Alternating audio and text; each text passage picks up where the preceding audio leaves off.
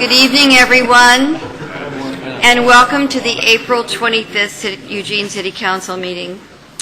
The first thing that we're going to do this evening, there are many things on the agenda, as you're all acutely aware, but one of the things that we feel that we want and must do is a resolution honoring Eugene Police Officer Chris Kilcullen for his sacrifice and service.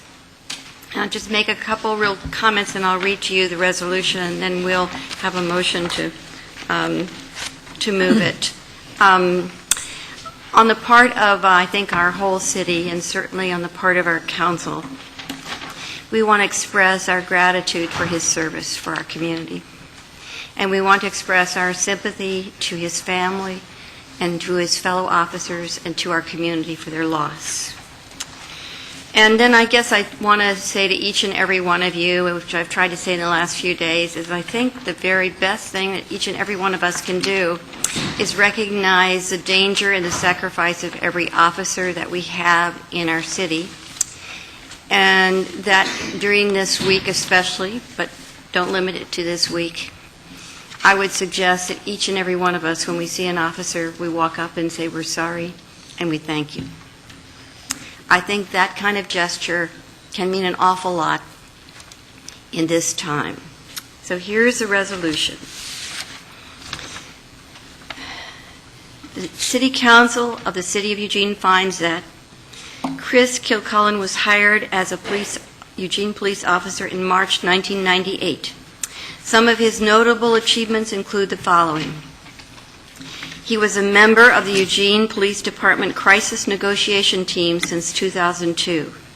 He was a highly skilled negotiator and is credited with saving many lives. He became a member of the Eugene Police Department Rapid Deployment Unit in 2003 and earned an advanced certificate as a certified police officer in 2004. He was awarded Eugene Police Department Employee of the Month in May 2004 for having the highest activity level of any EPD police officer based on the number of investigations, arrests, traffic citations, and field interviews completed. He was again awarded the Eugene Police Department Employee of the Month in June 2008. He was a member of Special Operations and the Traffic Enforcement Unit since 2005. He helped develop the Crisis Intervention Team and had served on the team since 2008. He received more than 85 commendations during his 12-year career at the Eugene Police Department. Those commendations repeatedly cited Officer Kilcullen's exemplary professional demeanor and positive interactions with the public, even in the most stressful circumstances. Many people who received traffic citations from Officer Kilcullen would thank him and call the department to comment on his professional and positive approach. Chris Kilcullen was an outstanding Eugene police officer, an exemplary public servant. He was remarkably and unfailingly kind, cheerful, thoughtful, and giving person, with a smile that brightened the day of anyone he encountered. In addition to his service as a police officer, Chris Kilcullen was a dedicated community volunteer and devoted husband and father. His wife and 2 daughters were his greatest passion, and he adored and cherished his time, however short he had with them. Officer Kilcullen's tragic death in the line of duty reminds us of the inherent danger that our police officers willingly face to protect the Eugene community. Police officers and other public safety professionals courageously place the safety and welfare of community members above their own every day. Now, therefore, be it resolved by the City Council of the City of Eugene, a municipal corporation of the State of Oregon, as follows. Section 1. The City of Eugene is deeply saddened and mourns the loss of this fine officer. Section 2. The City of Eugene expresses its immeasurable gratitude to Officer Chris Kilcullen and his family for his outstanding public service. Section 3. The City of Eugene hereby declares that Friday, April 29th, 2011, is Officer Chris Kilcullen Remembrance Day and encourages the community to share in expressions of support for Officer Kilcullen, his family, and the Eugene Police Department. And so with that, would you put the motion on the table? I move to adopt Resolution 5030, honoring Eugene Police Officer Chris Kilcullen, his service and his sacrifice. I'm not going to ask you to pull a button. I'm going to ask you to say it out loud, starting with that end. Vote it. Please vote. To vote. Voice vote. No, I'm just asking you to say it out loud because I think it's a powerful thing for us each to speak instead of putting it up on the... I vote yes, and if possible, later time be allowed to I will speak. gladly do that. Aye. Aye. Aye. Aye. Aye. With that, it passes. Thank you all very, very much. With that, I would like to give everyone a chance to make comments here. I'll start with the city manager. Thank you, Mayor. And it has been a difficult weekend in the beginning of a week for the city organization. What I can say, and I'm extremely proud of the organization, that they have come together. They have said that this is important to us. And as we remember and celebrate Chris's life, what we've also said is we want to do that in a very thoughtful way, and we want to make him and his family and this community proud of how we do that. And we're dedicated towards that end. You know, police officers, they do hurt, they grieve, they mourn just like everybody else. And they're going through a lot of that right now. And I think part of what we need to continue to do is just express support and express love and express our well-being for them and their families as we go through this very difficult time. And the organization is doing that, and I'm proud of them for that. Thank you very much. Why don't I start with Councilor Poling? Thank you. Over my 30-year career in law enforcement, I've attended far too many services for officers that were killed in the line of duty, including some that were very close friends of mine. I remember the first time I ran into Officer Kilcullen out in the street, and I saw the name tag, and I said, "You're not related to John, are you?" He says, "Yeah, that's my dad." His father, John, worked at the sheriff's office when I first started there. So although I never really got to know Chris that well, I do remember him being out in the street in the middle of the night with the rest of us. The thing I want to point out to everybody is that when something like this happens in any community across the United States, it's a direct assault on every one of you in the community. Police officers are the thin line of defense against the criminal element in our society. It takes a special breed of person to pin on that badge and put on that gun and go out every day and put their life on the line. It's an unfortunate occurrence that happened, but I want to commend officers of the Eugene Police Department for their ability to manage to come in the next day or the next shift, put on that gun belt, strap on those boots, and go out on the street and continue to provide the excellent service that they have over the many years that I've been in this community. Chief, I just want to thank you and your folks for all the hard work, for the professional attitude, and I want to extend my sympathy to the Kilcullen family, his wife, his kids, his father, and his mother. And it's a tragedy that this had to occur. It occurs, I think we've had 4 officers that killed in the line of duty across the United States this past week alone. So when you do see a Eugene police officer, Lane County Sheriff, Springfield officer, whoever, give a kindly wave or a tip of the hat or a thank you to them. It's greatly appreciated whether you realize it or not. Councilor Barr? Thank you, Mayor. I have no words other than the words of prayer for Officer Kilcullen, his wife, his daughters, and for the men and women of the Eugene Police Department. Thank you. Councilor Zelenka? This is indeed a tragedy. My heartfelt gratitude for Officer Kilcullen's ultimate sacrifice for all of us. My condolences and thoughts go to his wife and his 2 children. And to all of the EPD officers who continually put their lives on the line and to keep us safe, I thank all of you. and Chris Cullen will be missed. Thank you. Counselor Taylor? Thank you. I just want to express my sympathy and my gratitude to the family and to the police department. Thank you. Counselor Brown? Yes, I'll just add to that. I feel so badly for the family, just an awful occurrence. And I went to the vigil on Sunday night, and it was pretty amazing, a pretty good turnout. It's proved to me that the community stands behind our officers. Thank you. Counselor Clark?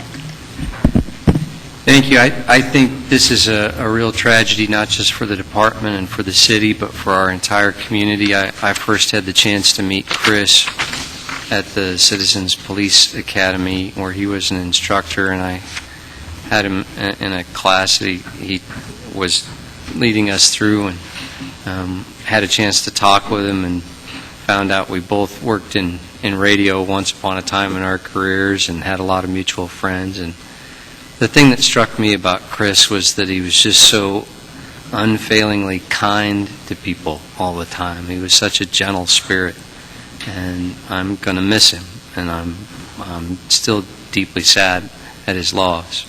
At the candlelight vigil the other night, one of the things that his wife got up and asked of all of us, I think, was to remember that all of our officers are just folks. They all have families, and they all feel this level of tragedy and pain, and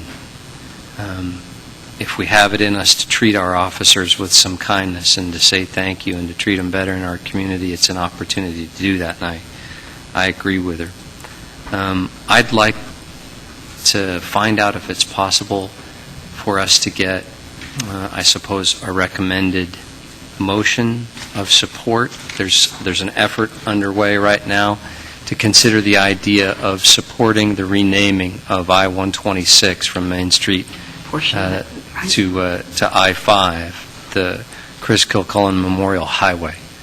I spoke with the ODOT folks today about this, and they have a process that would take a lengthy amount of time to do that unless it's designated so by the governor or worked through the legislature. They have a Bill 3354 to name a road after another fallen officer in the state that we may be able to attach to, but I'd just like to find out if we could get some manner of motion so that we could put a council letter of support towards the legislature for that if we could. Thank you. There seems to be a lot of activity in the community around that idea, so I think we're glad to pursue that. Councilor Ortiz. Thank you, Mayor. I really appreciate the words of my fellow councilors. I personally didn't know Chris, but I do know a lot of Eugene officers, and I believe that there's a little bit of Chris in all of them. So the statement that we need to be kind to all of our officers, I think, really resonates for me. I offer my sympathy and support to his family. And if we could take one of my minutes and just bow our heads and think of Chris, I'd really appreciate it.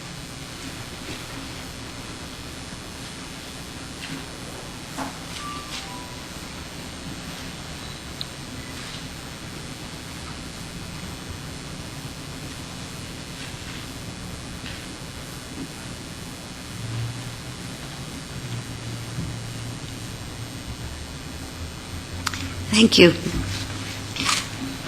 I didn't give him any preparation for this, and he's been through a lot in the last few days, but I did want to give Chief Kearns a chance to say something if he would like to. Thank you, Mayor and Council. Thanks for the distraction. I needed it for a second. It's an absolute privilege to serve our community, and I know you feel the same in your position, and all of us in the police department do too. And I appreciate the honor, our department appreciates the honor you've bestowed on Officer Kilcullen and his memory today. Thank you. And we'll close this out, thank you, Chief, by inviting everyone to put on the blue ribbons this week in remembrance of fallen officers. So I think there's some in the back, and I hope that all of us will take that step to do that this week. Thank you. I'm going to move on now to the public forum. The public forum is an opportunity for individuals to speak to the City Council on any city-related issues except for those items which have already been heard by a hearings official or are on tonight's agenda as a public hearing. So, for example, tonight we have a public hearing on Envision Eugene and a public hearing on Civic Stadiums. So those would not be appropriate to talk about during the public forum. Each person will have 3 minutes to speak. When you come to the podium, please give your name, city of residence, and for Eugene residents, your ward if known. The timer and lights indicate the time you have to speak. A yellow light will come on when you have 15 seconds to complete your comments. The red light indicates the end of 3 minutes. So I'm going to open that forum, and we have, it's like 8 people signed up. So first up, Wayne Ford, followed by Ruth Demler. Thank you for being here. Madam Mayor, councilors, my name is Wayne Ford of 85560 Svarvarud Road in Eugene. I'm representing the Homeless Action Coalition as its chair. I'm bringing you an informal public opinion petition consisting of a letter from a homeless friend of ours named Virgil, asking for more space for homeless people to camp legally. We at HAC support Virgil's request, along with more than 500 people who signed his request in one day. We've also received more endorsements online. We've asked the Eugene Police Department for an endorsement of our request, and they enthusiastically support our proposal to add more legal camping spots. Eugene and St. Vincent de Paul's camping program is an unqualified success and is by far the most cost-effective way of dealing with a large segment of the homeless population. The homeless population is growing, and the removal of 500 families in Lane County from TANF and reduction of shelter beds for families and the cuts in the budget to First Place Family Services are all going to force more families into the streets. The city is going to have to deal with this in one way or another. Throwing this problem to the police by default should probably be the last choice, as it's the least effective and most expensive choice. The police don't have the time or resources to deal with people whose only crime is having no legal place to exist. We don't have all the answers, but we're asking you to make a start by expanding the camping program. St. Vincent's has told us they have identified 10 spots that could be added to the program immediately if the city will support them. One police response per month would far exceed the cost of this addition to the program if a citation is issued and fines are imposed on poor people who own nothing and court costs are included. We're requesting that you set aside some work session time to work on this issue and consider what your alternatives are. Speaking for myself rather than the Homeless Action Coalition, I'd like to ask for personal commitments from all of you to help expand the program in ways that will not cost the city anything.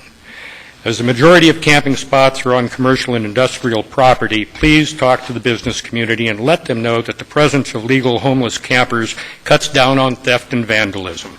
Ask them to help with the costs, which are minimal. The wonderful church programs that we have must be expanded. If your church isn't participating, work on them, please. And we need to let the public know that the zoning laws in Eugene are different from most places in that homeowners may allow a friend or relative to live in a vehicle or even a tent on their property.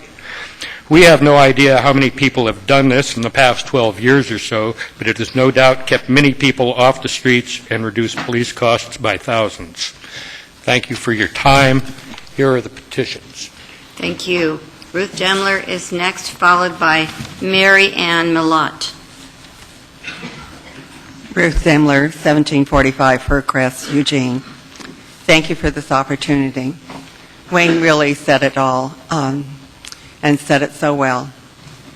But maybe I could tell you it's so easy today in this climate of the economy to become homeless. A man told me the other day he has been living for a few years in a truck at the bottom of the hill. I know all of you have seen him as he rides his bike around the community. This man became homeless because he had a heart attack. He had a heart attack. He didn't have enough insurance. He lost his house, then he lost his family. He had no place to live. He's been living in his truck now for at least 5 years, I believe. He's struggled to try and make a new life for himself, but he's too old to find a job. Often at 50 or 60, when you're out of a job, it's very difficult to find another one in our community. I just wanted to tell you about him to just demonstrate one family that has been broken up because of health care costs. Another thing that we could be thinking about. Not everyone can have health care today. But my real plea today is for porta potties. We need porta potties. It's the cheapest way to keep a family from being out in the weather. It's the cheapest way to keep them in their RV or their vehicle. We have 83 vehicles lined up waiting for porta potties. That's the cheapest thing we could do, $50 a month to have a porta potty for a vehicle or two vehicles.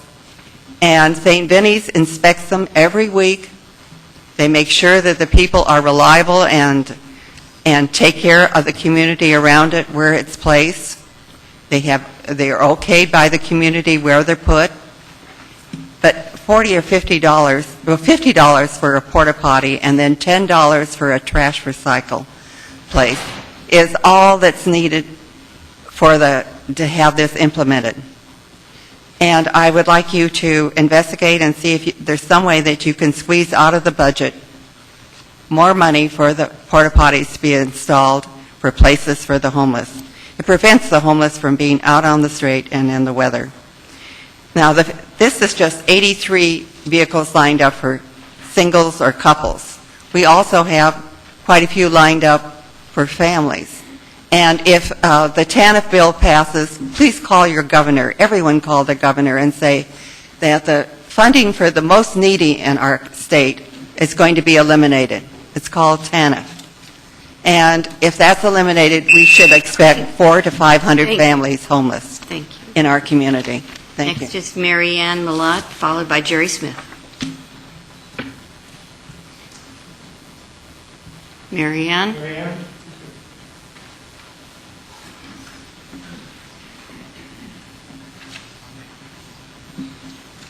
My name is Mary Ann Malott. I live at 1133 Olive Street.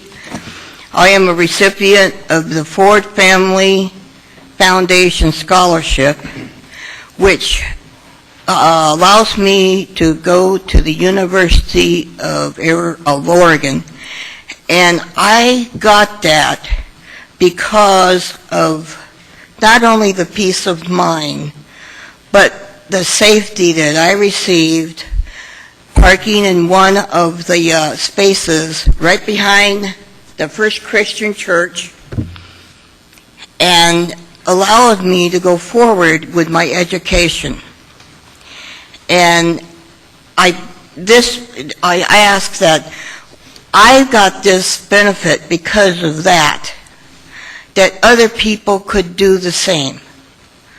And it's a peace of mind and safety of just being allowed to park without having to move every night. And I sat in my pickup truck with a flashlight reading my homework to do this. And it was because of the parking, the little spaces that are allowed, 3 per city, I think ordinance is 3 per, and this would not have happened to me if I did not have that space to sit and study. Thank you. Thank you. Jerry Smith is next, followed by Bob Maccheroni. I'm Jerry Smith. I live at 5041 Saxon Way in Eugene. I'm a retired social worker, and I've been in Eugene 10 years. Most of the time, I've been an advocate for homeless people. I am part of a program every weekday that's available at First Christian Church to offer a little comfort to people who are in poverty and homeless. So I've seen many people over the last 10 years in that condition. Mary Ann lived in a trailer at First Christian Church for many years, and what happened in Oregon is that they forced people who used to get general assistance because they were disabled off. They just closed the program. They ended it, and that day 3,000 people in Oregon became homeless. They forced off a lot of people with disabilities. Many died because they had no benefits. Right here in Eugene. Some of the programs we started at First Christian Church and that have expanded are the Egan Warming Center. We have 2 breakfasts a month so far. And we have First Place Family Center program of sheltering homeless families for a couple of weeks each year. I have gone to the legislature and tried to figure a way to keep them from making the cut. The cut in the governor's budget is just absolutely terrifying. TANF is the leftover of AFDC. It's the only safety net for families with children. So far, they haven't been much affected, but they are allowed to stay 5 years or 60 months. The current program cuts them to 18 months. We think that July 1st that around 500 families will be evicted from the welfare program, left with no income. According to what I have read so far from Oregon Center for Public Policy, that cuts of 75% are looked at, so that of the 2,700 families on welfare here in Eugene, 2,000 of them at some point are going to end up with no rent, no money, no cash, just food stamps. Thank you. I think that's as big emergency as any flood or any other disaster we've ever had. Thank you. Bob Maccheroni is next, followed by Mark Rabinowitz. Hi, I'm Bob Mascheroni. I live at 1994 Brewer, and I have a business at 288 West 6th Avenue. I'm here tonight because the city stopped by and had a couple employees stop in and to tell me I was violating sign code about 6 weeks ago. And I asked to be notified in writing of what the violation was. I thought the issue had been taken care of because I didn't hear anything after that, but after I had filed suit against the city to have them bring MX to a public vote, I got the notice. So I'm a little disappointed because my understanding of sign code would be that you'd want to regulate signs for commerce in this city and that you wouldn't attempt to use the sign code to regulate free speech. And so my message is on a piece of private property. It doesn't present any public hazard, and it doesn't fall under the sign code as I read it. Now, as I read this sign code, it's quite interesting. It starts in the land use part of things, and as ordinances tend to do, you tend to control everything and move on and move on. Well, you move on a little too far here, because in this land use ordinance, you move into vehicle signs. And now you're trying to regulate signs on vehicles, signs in vehicles, and as I would interpret that then, if you can use an anonymous complaint against me to enforce the sign code, then I guess if I see a bumper sticker on a car that I don't like, I guess I could make an anonymous complaint and you'll have to enforce that because it's in your sign code. Now, I don't understand the idea of an anonymous complaint being valid in this city. If somebody has a complaint and it's something that's just a civil matter, I think it should be public record. And since the city does not enforce sign code except upon complaint, I don't think that's a very equitable way to do it. So I still contend that's a free speech issue, that that's my message on my private property, and I haven't violated any sign codes. So the city attorney might take a different position, but that's going to be my position, and I would hope that everybody on the city council would stand up and support, a person's right to free speech, because we obviously know that there's no other reason for me to get a citation other than a political retaliation. So, thank you. Mark Rabinowitz is next, followed by Eugene Drix.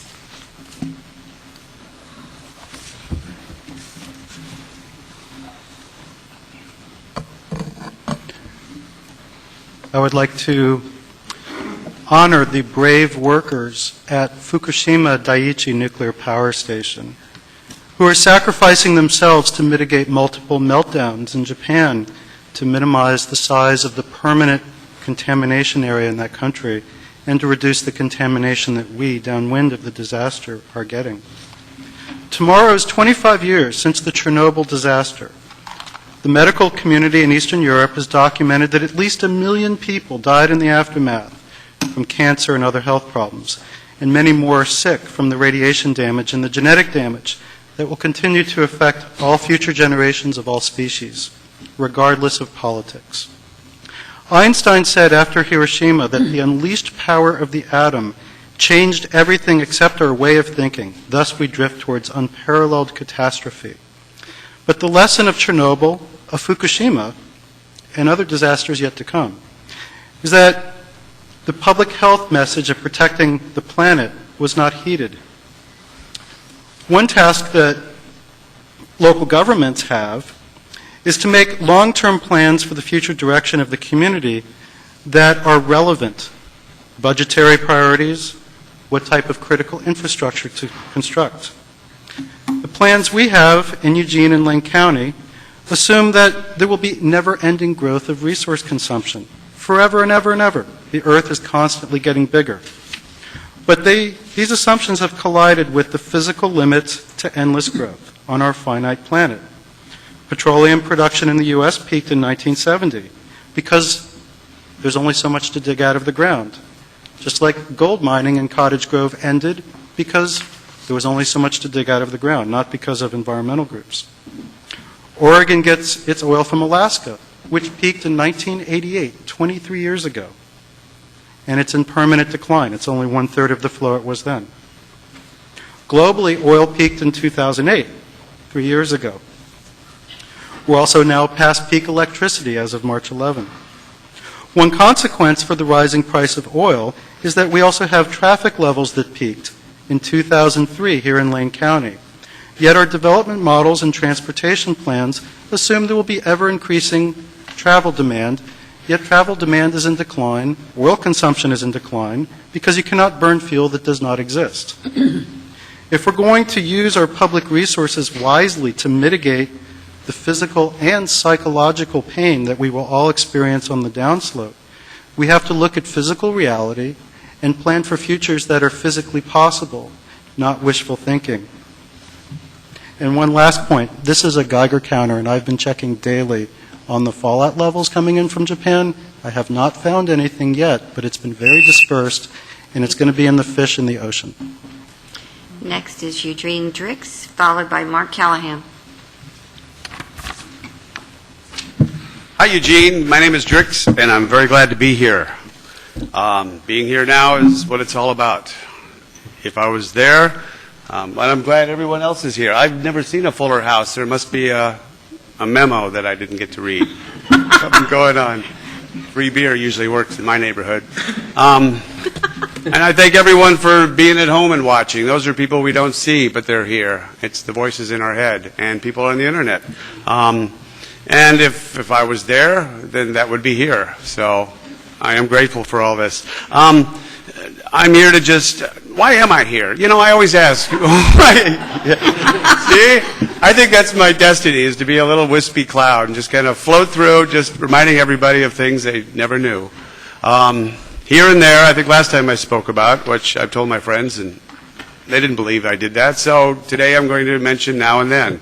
then was a place that we all came from. And we had issues and frustrations and buildings and travel and homes, and we solved all of them. And we did it as a community, whether it was us or them, which is another topic. But we did solve it. There's a lot of issues facing us now, and if we have the composure and the calm feelings of knowing that we will solve this, we will come up with some way, then that makes it a little easier to deal with. In my neighborhood, there's some issues coming on. There's some kids coming to town, and I guess I can openly speak of it because they won't watch TV.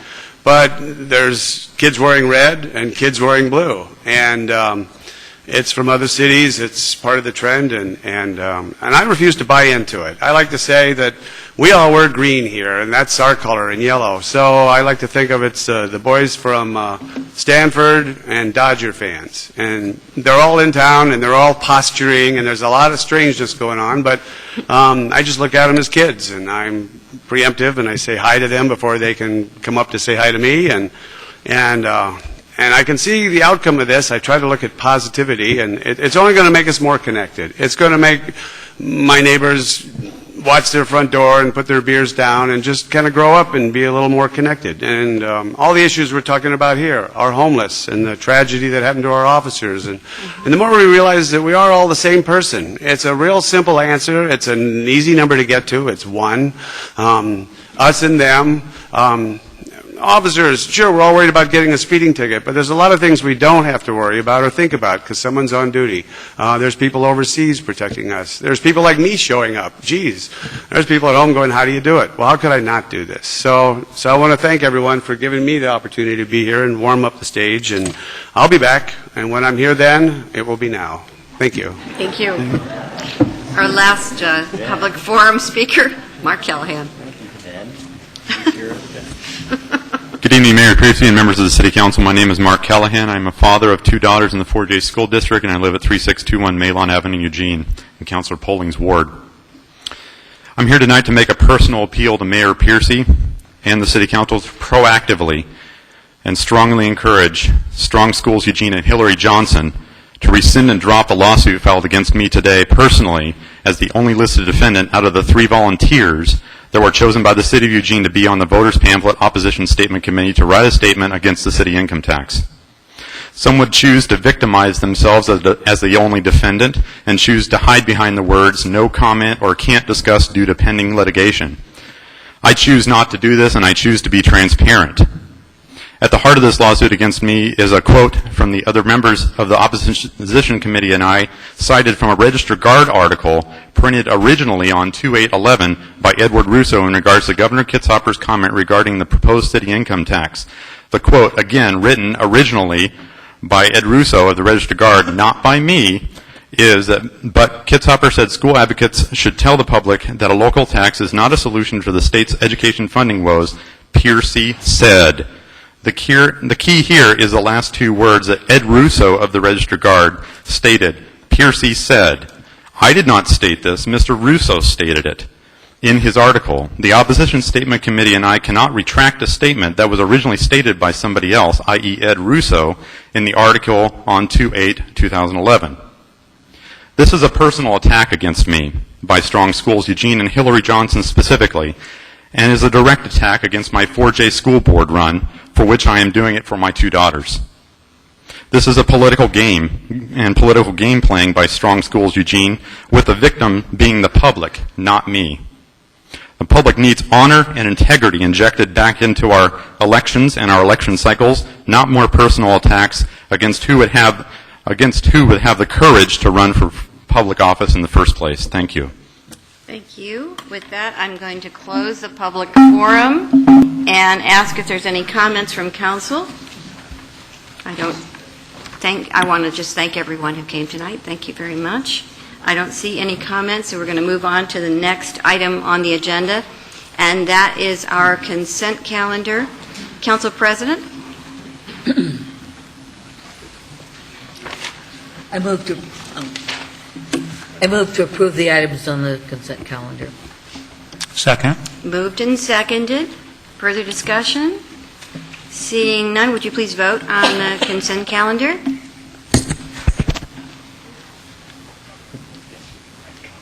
Could that be 8? There's only, Chris isn't here. we got one more green than there are those of us. Okay, who's punching the extra button? No, but there's only 4 of these. Because his is already lit up that way. Okay. Punch that one. Okay, 7 in favor and none in opposition. Now, let's go ahead and leave that as a... Councilor Pryor is out of the state right now. Out of the precedent. Yeah. Okay, we're going to move on to action item number 4, and that is funding allocations for federal community development block grant and home investment partnership program. City Council President? I move to approve the one-year action plan for use of federal CDBG and home funds in 2011-12. Second. Moved and seconded. Discussion. Seeing Councilor Polling. Thank you. I have, excuse me, I have one real quick question, and that's as far as the use of the funds. Are these funds strictly for projects that the City of Eugene oversees or comes up with or submits, or can these funds be commingled with CDBG funds from other local governments? It depends on the case. They can be commingled in certain cases, but none of the proposed projects are going to be commingled that I'm aware of. Thank you. Councilor Zelenka? Mr. City Manager, as part of the cost breakdown, there's a total of $450,000 for administration. And in the write-up, it says 16.3% of the program is related to administration. Is that of all of the money on this on attachment A? It is. It is. So it's administration for both the program income and for the new money. Okay, and that includes the audit and all of the other things listed in the AIS. Correct. Okay, thank you. Okay, I think we're ready to vote on this. Would you please vote? We'll see if we get 7 or 8. 7, okay. 7 in favor and none in opposition. It passes. Thank you. Next, we're going to go into a public hearing on Envision Eugene. City Manager, you'd like to introduce the topic, please? Thank you, Mayor. Envision Eugene has been working with the community over the past 12 months to identify a common vision for our community's future. As you will recall, we first put out a draft proposal focused around 7 pillars or community goals in February. That was refined based on the February 22nd public hearing, a survey, and additional stakeholder meetings, and a revised, graphically enhanced draft proposal was put out on March 2nd. At your March 9th work session, you directed me to put this draft out for broad public review. Tonight's hearing is an opportunity to hear from the public what they think about the proposed set of strategies and tactics to guide growth over the next 20 years. Thank you. So I'm going to officially open the hearing, and those wishing to speak, I have submitted a complete request to speak form to the information desk prior to the beginning of the public hearing. When you come to the podium, please give your name, city of residence, and for Eugene residents, your ward if known. You have 3 minutes to comment. There are lights on the podium. The yellow light indicates you have 15 seconds to complete your comments. The red light indicates that's it. That's the end. So we have 26 people signed up for this evening, and we'll start with Roger Gray, followed by Bob Cassidy. Mr. Gray? I am not seeing Mr. Gray, so I'm going to ask for Bob Cassidy to come up.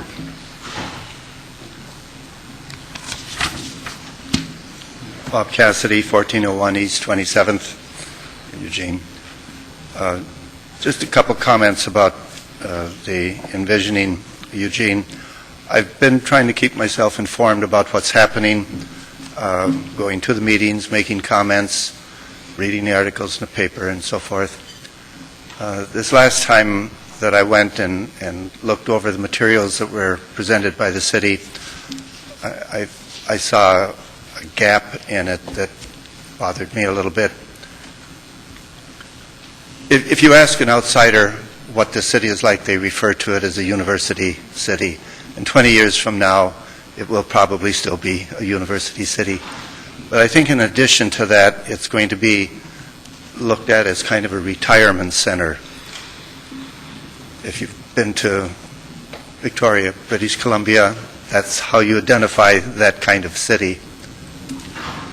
And I looked through the information, and I saw an awful lot of information about creating jobs. I'm thinking about all of these retirees. So I asked questions about how many people are going to come into the city as the elderly people.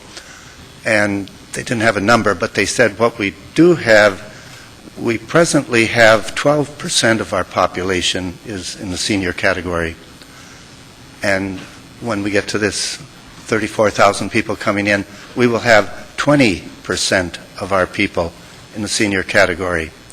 It's twice as many, almost. And I looked through all of that paperwork, and I didn't see any kind of mention to this effect, that this, and any kind of preparations or anticipation of this. And I thought that was a big gap. So I'm asking that when you review this thing, look for those kind of things. What have we done to prepare for the type of city we're going to be having in the future? Thank you. Larry Reed is next, followed by Jim Welsh. Evening, Mayor and Council. My name is Larry Reed, 4251 Scenic Drive, Eugene. I generally support the good work of the Envision efforts. However, back in January, I sent an email to the Council talking about Oregon's love-hate relationship with business. The City Council needs to do its part to break this cycle, learn to celebrate business success, help businesses to grow, and provide land use opportunities for local manufacturing and employment-based firms to come here. To be a quality city is more than nice parks, solid neighborhoods, quality schools, and well-maintained streets. The people that live here need quality jobs. Not just any jobs, but traded sector jobs. Traded sector means industries in which the member firms sell their products, goods, services into a market where there is regional, national, and international competition that exists. Firms that, in other words, provide added value and bring new money into our local economy versus just trading dollars among ourselves. Such jobs tend to be higher paying family wage jobs. Part of breaking this cycle is expanding the urban growth boundary. I support the 500 acres. However, I feel expansion to 800 to 1,000 acres for future traded sector employment to locate would be better. While I support the brownfield industrial land bank concept that is talked about, to provide these needed jobs, we cannot rely on it. It's too costly, it will be too costly in a time the community does not have the funding. It's also going to require a great deal of study. It will need studies which will have to be paid for. Some may be higher density residential areas as one of the other pillars. Please vote to increase the urban growth boundary and consider the need for this additional employment industrial land somewhere in the neighborhood of 800 to 1,000 acres, just not the 400 to 500 acres that's being recommended. Thank you. Thank you. Jim Welsh is next, followed by Deborah Smith. Mayor Piercy and City Council members, Jim Welsh, representing Eugene Association Realtors, 2139 Centennial Plaza. We've had the opportunity in the past to share with City Manager John Reese some of our thoughts, some of our recommendations, and we just want to really thank everyone that's been involved in this fairly lengthy process, reminding me of one that I was involved in, along with the mayor and a few others in this room, previous to this effort. But I think it's a great opportunity for the community to participate. And there were many very thoughtful recommendations and meaningful positive recommendations and concerns expressed through this process. And we're hoping that this outcome, the outcome will be very positive for this city. I have some written comments also that we're submitting. Starting with ECLA, we had one of our board members that was part of this process. And this was a process to identify possibly where and a little bit of how we were going to grow. Not where, I mean, just how we were going to grow and how much we were going to grow, not where we were going to grow. And the Envision Eugene was focusing more on where we were going to grow. And the land inventory that we have is not going to, as identified in ECLA and Envision Eugene process, is not going to fill our needs for the next 20 years, and we know that. And so we are recommending that there will be less regulation, less paperwork, and that we will see less delays in infrastructure and transportation needs as we develop in those areas. Employment land development, today and the foreseeable future, our focus must be on our local economy. And so we have decided that our number one emphasis should be on our industrial land development.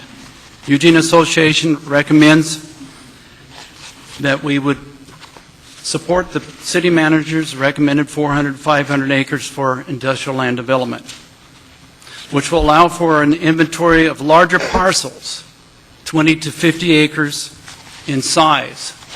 In the process, and in the ECLA process, we realized that there is a lot of fragmented industrial land, small parcels, many of them, and very hard to put them all together and to be able to attract a larger employer. We also know that residential land is going to need to be developed also. Thank you. Thank you. Deborah Smith is next, followed by Sue Pritchard. Good evening, Mayor and Councilors. I'm Deborah Smith. I live in Eugene in Ward 4. I'm here tonight both as an individual and as a member of eWeb's executive management team. As a member of eWeb's senior staff, I had the opportunity to participate in the Envision Eugene process, along with eWeb's general manager, Roger Gray, and our intergovernmental affairs and community liaison, Janine Parisi. Roger wasn't feeling well this evening, and he did ask me to send his regrets, and I'm here on behalf of him as well. Earlier today, eWeb delivered a letter of support to the city manager's office, but in particular, I'd like to acknowledge the value of your planning work in allowing us to do our planning work. And it really has been a substantial value to us. We can plan and put our infrastructure wherever this community decides to grow, but knowing where it's growing is critical to us in doing our good work. In particular, we appreciate the quality of the staff work, the inclusivity of the process itself, and the quality of the work product. We are a diverse community, and the focus on flexibility and adaptability as described in the 7th pillar is particularly critical in our mind. As an individual, I had the opportunity to serve as a member of the Economic Development Industrial Lands Committee of the Community Resource Group. I'm here to testify in support of the city manager's recommendation for a 400 to 500 acre expansion of the UGB for industrial land. An expansion of this size will allow us to assemble a portfolio of sites of various sizes, types, and locations. The Regional Prosperity Economic Development Plan for our region mentions the need for available land as a high priority. An even higher priority is our community's need for new family wage jobs. Our current supply of industrial land is in crisis. The competition is fierce for employers able to provide family wage jobs. Having a supply of an industrial land is a key strategy to attract employers, create jobs, and ultimately start a local revenue stream. Thank you. Thank you. Sue Pritchard is next, followed by Pat Hawken. Good evening. I'm Sue Pritchard. I live at 2671 Emerald Street. I'm in Ward 3. And first, I just want to thank you all very much. Watching the range of duties that you have as city councilors is overwhelming, and I really appreciate what you do, and I think you do a great job. I'm here to testify in support of ensuring that we have enough industrial land to accommodate both existing and new businesses that will provide desperately needed jobs for our peers, our children, and our grandchildren. Based on my experience on the Economic Development Committee, a part of the Community Resource Group of Envision Eugene, I believe it will take a minimum of 400 or 500 acres in order to meet that goal. This is not a made-up number. This number represents a need for sites, 5 sites from 20 to 50 acres, and 5 sites from 50 to 100 acres. Currently, most of the available industrial land in Eugene is in very small increments, in some cases as little as 1 or 2 acres. We should work as hard as we can to make land inside the UGB usable through whatever means we have available, but it's impossible to me to see how that could satisfy either our current need or the needs over the next 20 years in that way. I'm mostly retired, but when I was working, I made my living as a commercial real estate broker. I worked with office, retail, and industrial clients. And during the last few years I worked, I had a number of clients whose needs could not be met in the Eugene area and who went to other locations because there simply was no place to land. 3 examples. An irrigation company specializing in agricultural irrigation equipment. They needed 25 acres. They could not find what they needed in Eugene, and they went up the North Willamette Valley. A heating and air conditioning company. They needed 10 acres to build a new building, and after striking out in Eugene, they went north to the Albany-Corvallis area. A motorcycle accessories business. They needed 30 acres, and after striking out in Eugene, they went to Portland. These are stories of jobs going away, and I'm not talking about landing a big fish. I'm talking about the fact that we can't even accommodate a 10-inch trout. I believe we are in crisis now. It's not just a problem for accommodating needs over the next 20 years. I hope you'll support the city manager's reasonable recommendation. Thank you. Thank you. Pat Hockin is next, followed by Paul Conti.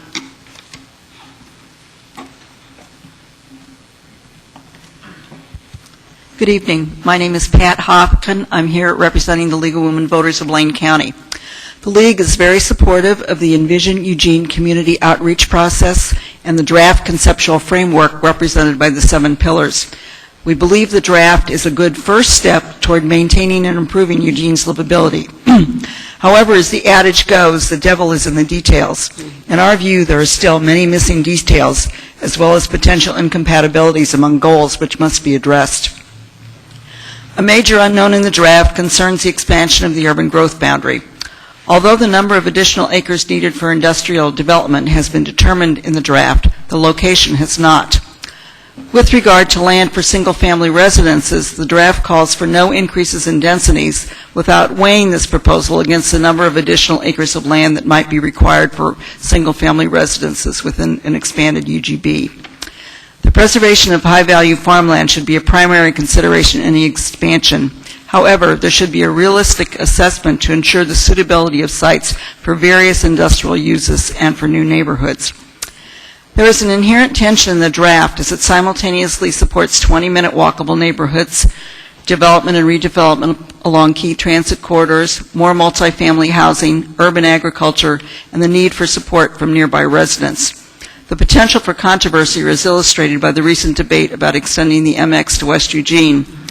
Although it is a project that on its face meets the social and economic environmental goals espoused in city plans, it has nevertheless engendered intense opposition from some in the community. The debate over the best use of Civic Stadium site is another example of conflicting community priorities. The opportunity citing principles may help mediate such disparate views, but will not guarantee agreement on a proposal. And the strategy of conducting a pilot project might also be useful. We believe it is critical in achieving the goals of Envision Eugene to recognize the strong relationship between land use and transportation, and to create a transportation network that supports the planned densities both now and in the future.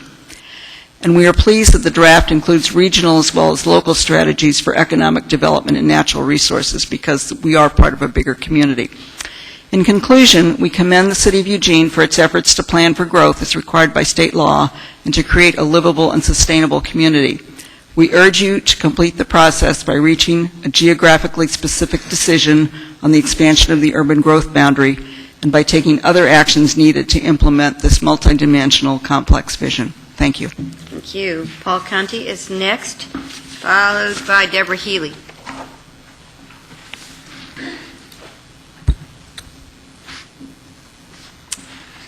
My name is Paul Conti. I live at 1461 West 10th Avenue, and I'm chair of the Jefferson Westside Neighbors, and I'm speaking on their behalf tonight. Before I begin, I wanted to say that the JWN board has communicated and expressed its sorrow to Chief Kearns over the loss of Officer Kilcullen, and we've expressed to him our support for the family and the colleagues. I'll try and keep my remarks brief tonight. I hope you have at your places a letter from neighborhood leaders supporting the neighborhood livability pillar and the revitalization of the ICS and OS processes. I just want to point out that 65 neighborhood leaders signed the letter. It was endorsed by 13, formally endorsed by votes of 13 neighborhood association boards. And if you look at the leaders who signed this, there is at least one from every neighborhood association in the city. It's very diverse geographically. If you know the individuals involved, as I do, it's also diverse in terms of their interests and their pursuits. And in some regards, this isn't a remarkable document, because if you're out in the neighborhood, which of course many of you are, you know that the one thing that runs through everybody's sense of what the vision for Eugene is to have their neighborhoods be safe, pleasant, livable, stable, and so forth. So it's not really remarkable to find this level of support for that pillar. Excuse me. But what is remarkable is how this stands as the one pillar in which there is so many people have signed on to it.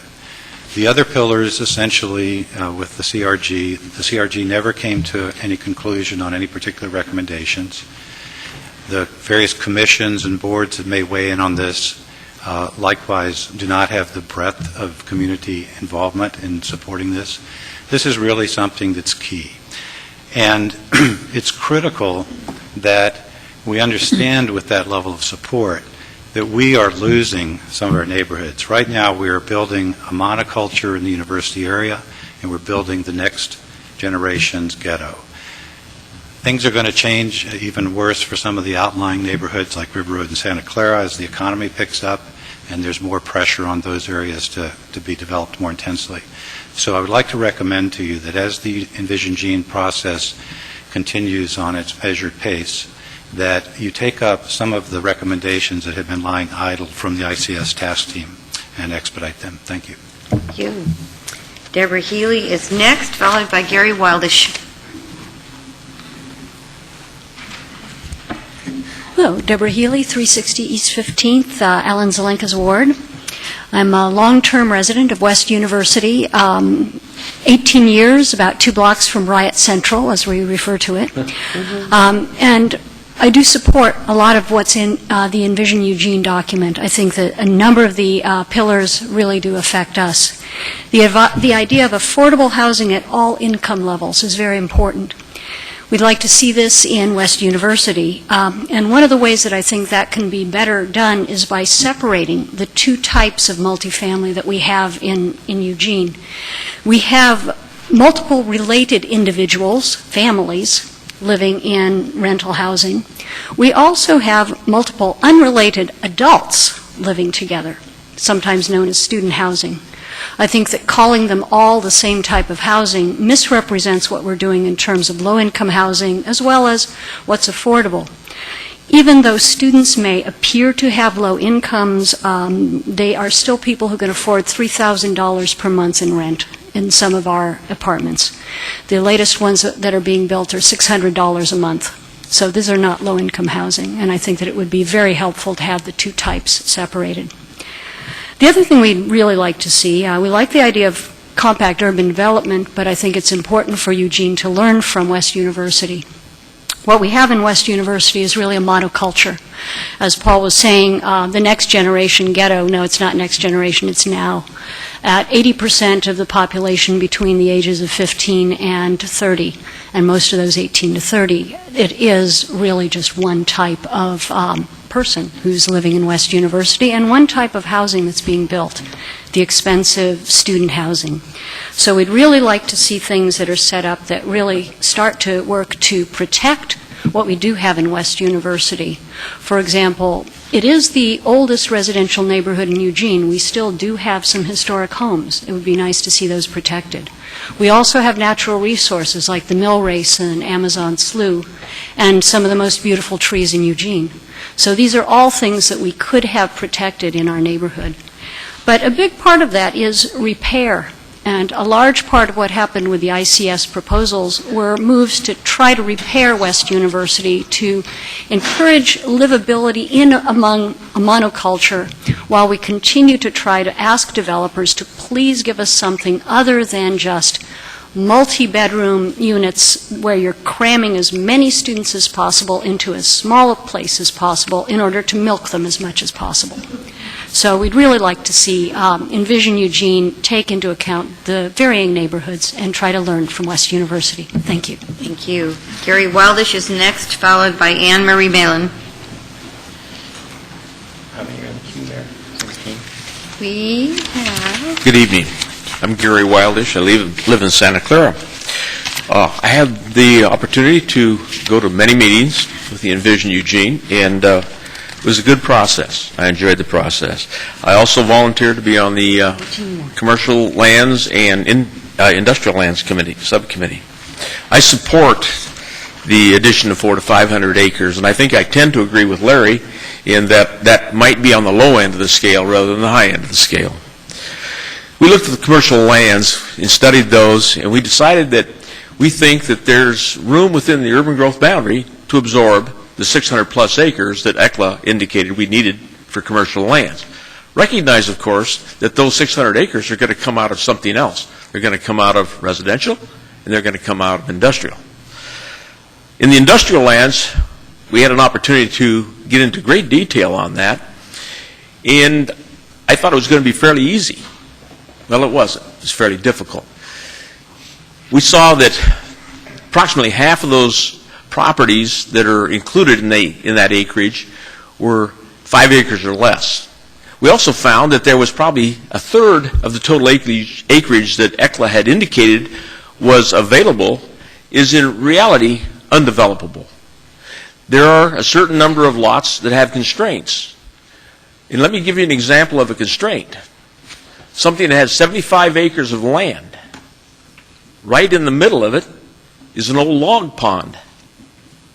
This is the Georgia Pacific log pond at 99, North 99 in Irving. And I did a little calculation on the cost to remediate that, and it would be a few $1 million. But there was a tremendous education, and of all the parcels over 20 acres, which was only a few handfuls, there were only 4 that we were able to find that would allow us to develop 20 to 30 acres. We think we need quite a bit more than that in our portfolio. And we're looking at a portfolio that would have a few in the 20 to 50 acre, a few in the 50 to 100 acres, and a few 100 or more acres. If you do the math, you'll find that 400 to 500 acres is probably on the low side.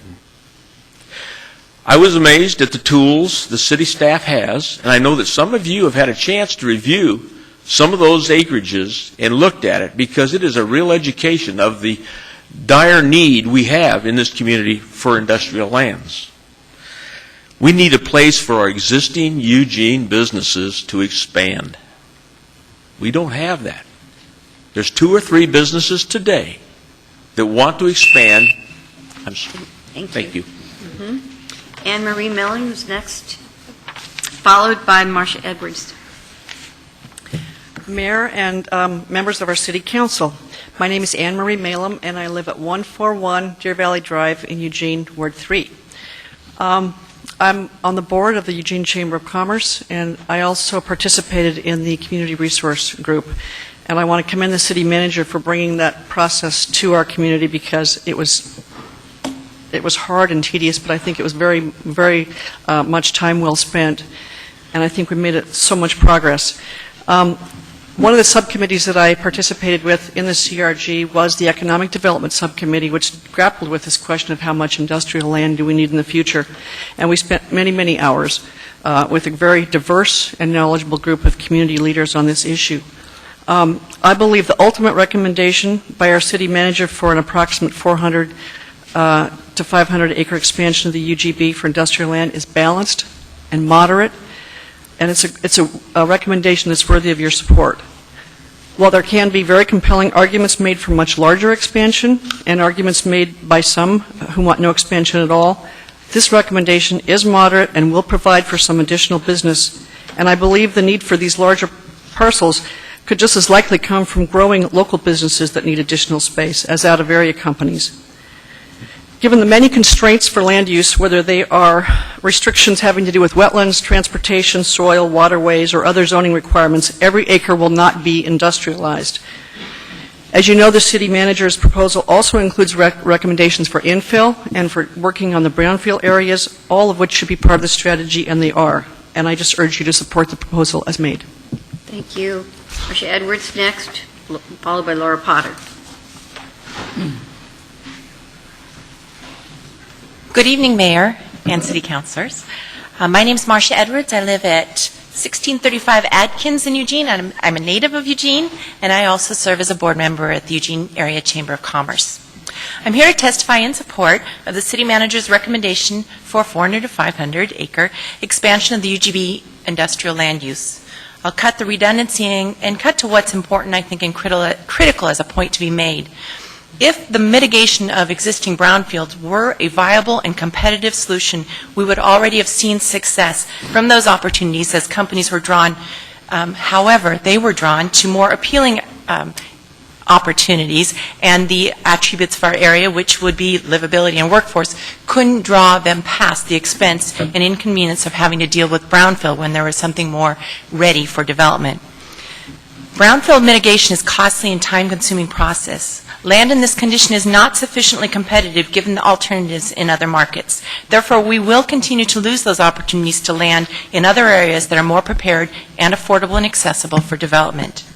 As a part of the city's solution, consider starting the process of financially supporting the mitigation of such sites in order to make future use of these sites which are already existing. However, recognize today that this being the only alternative for incoming and expanding companies will continue to prevent success. In order to be competitive for today's opportunities, it is not reasonable or practical to expect companies to consider using brownfields as a source of industrial land inside the existing UGB, given the many alternatives available to them. Thank you for your attention. Thank you. Laura Potter's next, followed by Ed McMahon.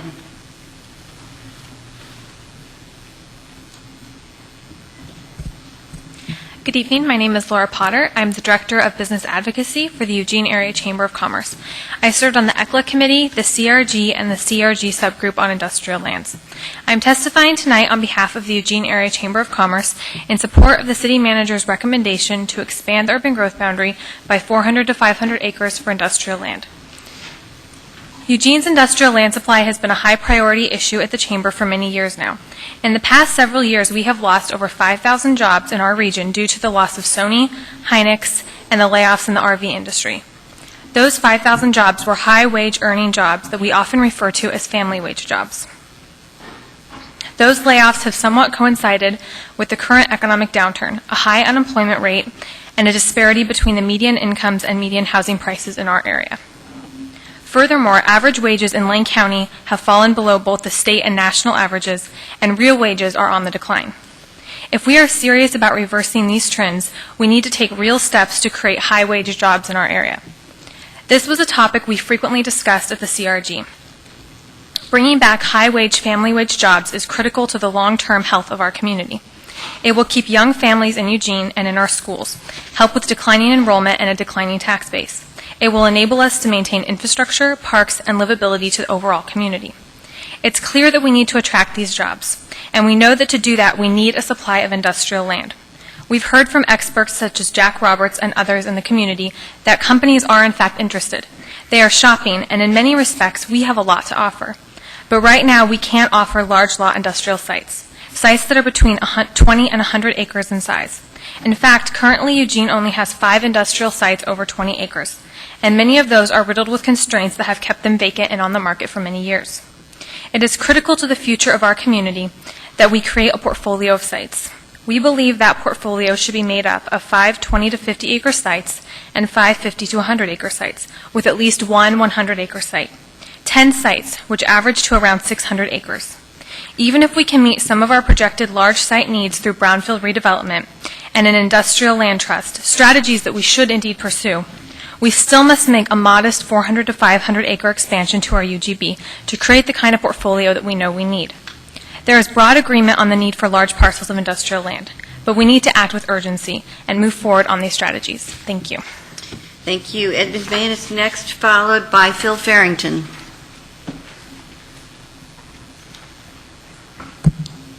Good evening, Mayor, Council. Ed McMahon, Executive Director of the Home Builders Association of Lane County, 4780 Village Plaza Loop. The Eugene Lands Inventory has reached a crisis level.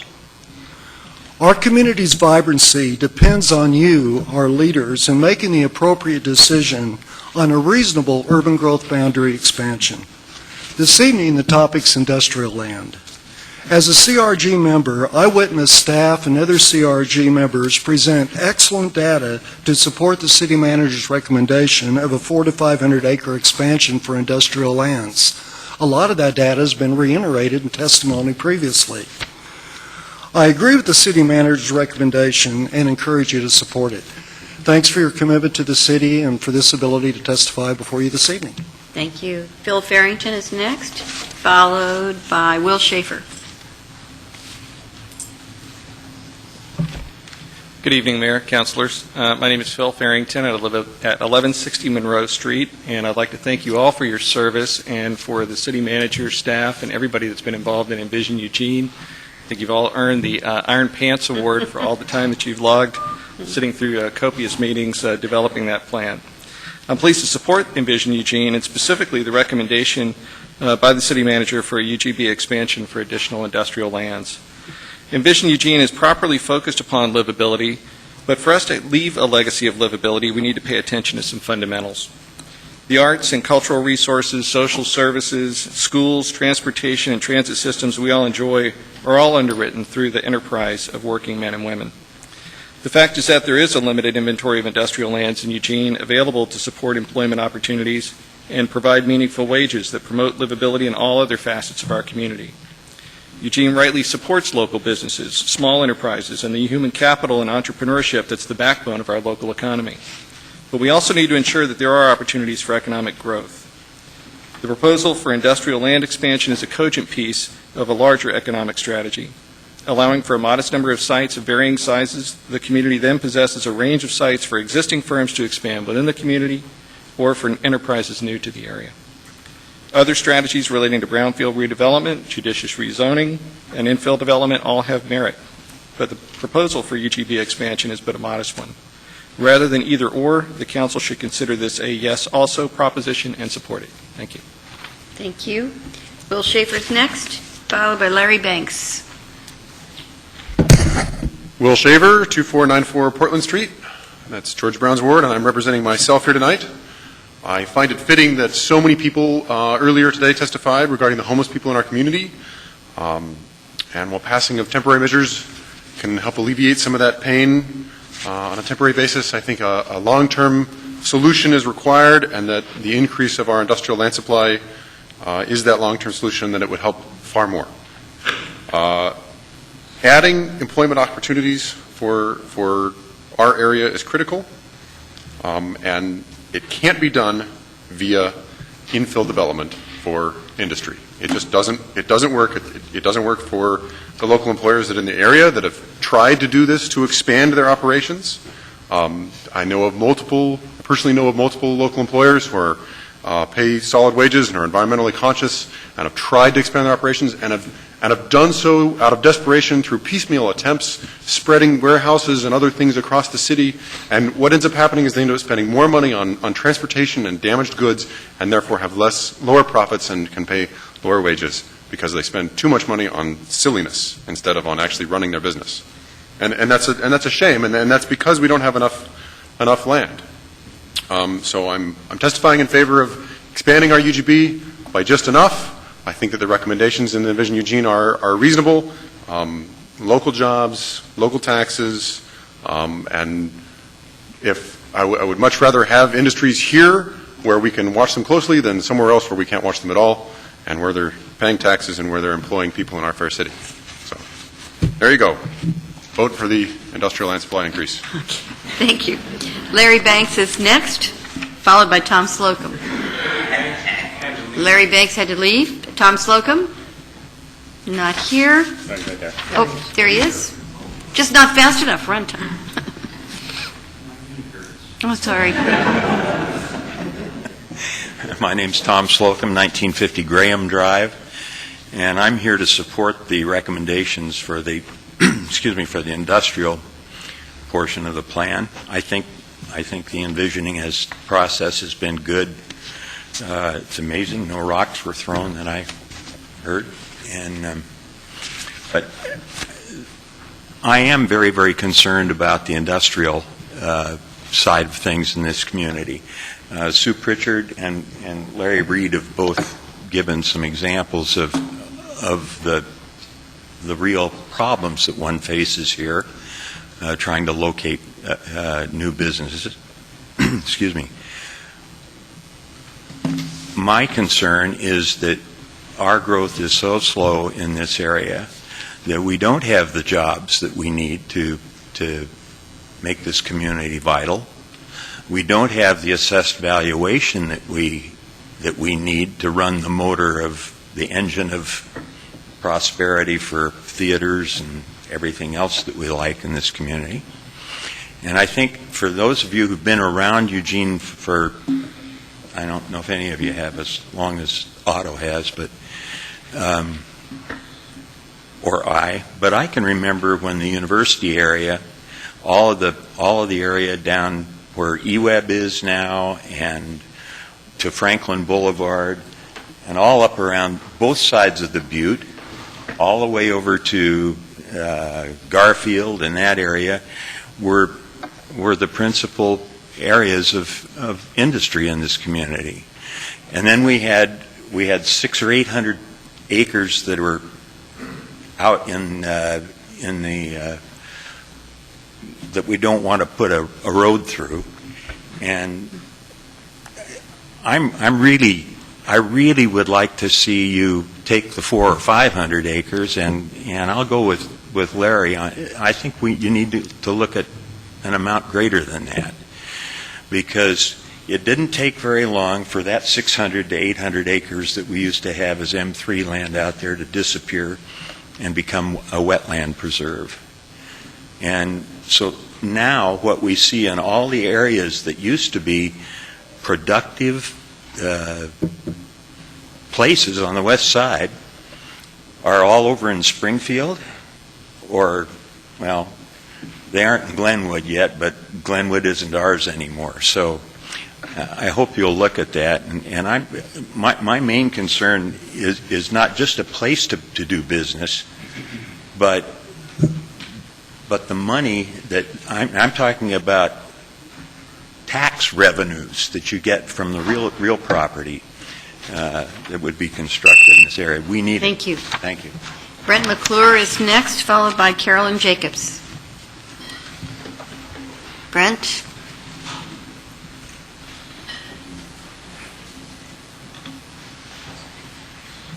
Good evening. My name is Brent McClure. I live at 3615 Lawrence Street here in Eugene. I, too, would like to thank all of you for your service. You have a very unenviable task of listening to a lot of opinions and trying to come to some consensus and conclusion.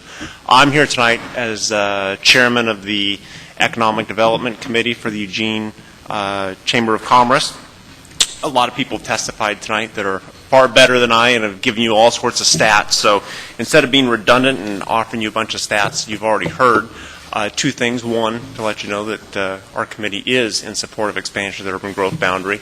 And anybody that knows me knows I really like analogies. So I thought, instead of giving you a bunch of boring stats, I'll leave you with an analogy. Right now we're trying to recruit companies to town, and we've got the equivalent of a studio apartment. And we're telling them, or maybe we've got a network of studio apartments, and they're really nice studio apartments, but still it's a studio apartment. And we're trying, obviously it's in everybody's best interest to recruit large companies to town. With your help, we'll be able to recruit companies to town and offer them the equivalent of a nice 2,500 square foot furnished home. And as long as we just have the current land, which is the equivalent of a studio apartment, we're not going to be able to land that great big company that all of us know that Eugene wants and needs. So thank you very much for supporting expansion of the urban growth boundary and getting us away from the studio apartment. Thank you. Carolyn Jacobs is next, followed by Tom Halferty.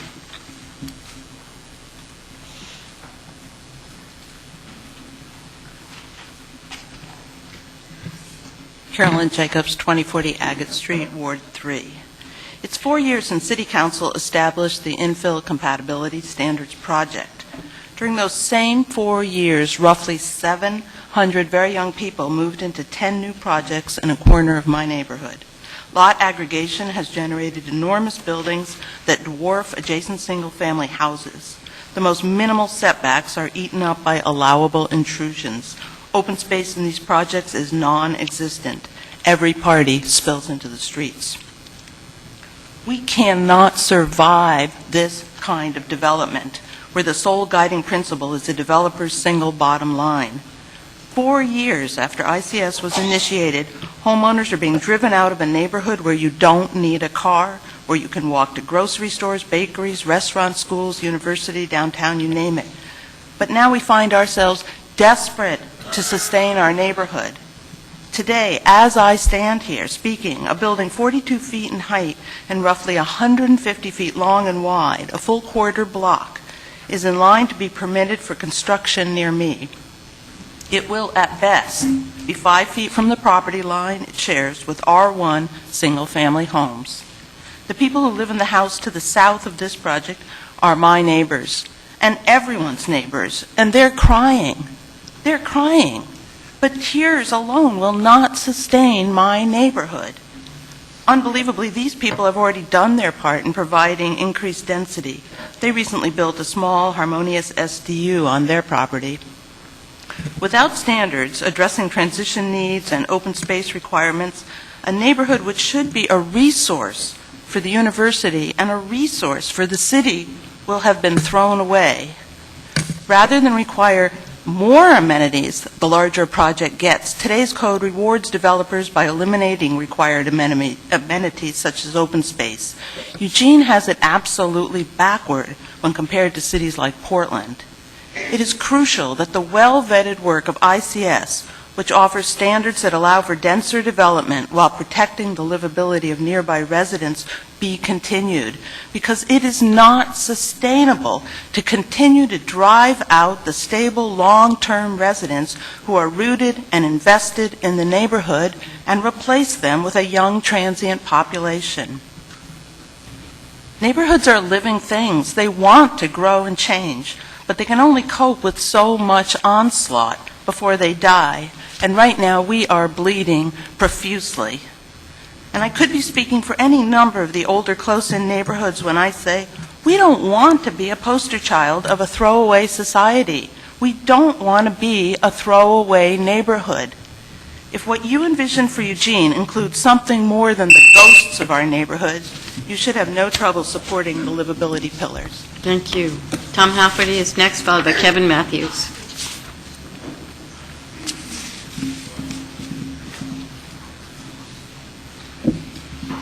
Good evening. My name's Tom Halferty. I'm a resident of Eugene, live in Councilor Taylor's ward, and this is my 40th year in Eugene. So I've seen 2 of these 20-year periods go by. So I kind of, last month I gave you a little kind of vision of what it might be like in 2031. Anyway, I just have 2 points tonight. Regarding the 7 pillars in Envision Eugene, I noted that there's one opportunity site that's been identified in the draft plan, being the South Willamette area as a 20-minute neighborhood. And I would like to also suggest another specific opportunity site, being the Civic Stadium site. And I'll talk about more of that in the next hearing about how that site follows the 7 pillars. But anyway, the other point is if indeed the urban growth boundary is expanded for industrial lands, I think it would behoove us to make sure that we're protecting highly fertile agricultural lands, because in 200 years from now, we're going to really wish we had that. Thank you. Thank you. Kevin Matthews is next, followed by Pamela Miller.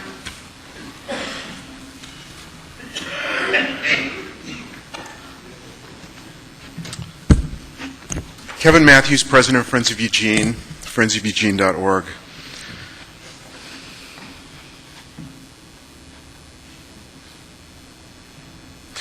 Is Eugene a community where we're going to measure ourselves against what is normal or against the best that we could achieve?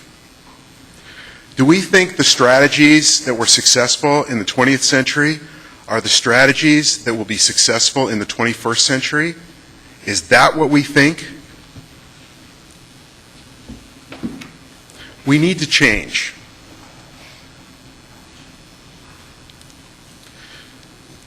Change is not taking the housing mix that's on the ground and building the same way for the next 20 years. Change is not taking 400 to 500 acres of farmland and covering it with warehouses. Change is not violating our carbon reduction plans by expanding our UGB, by growing on the outside of the community.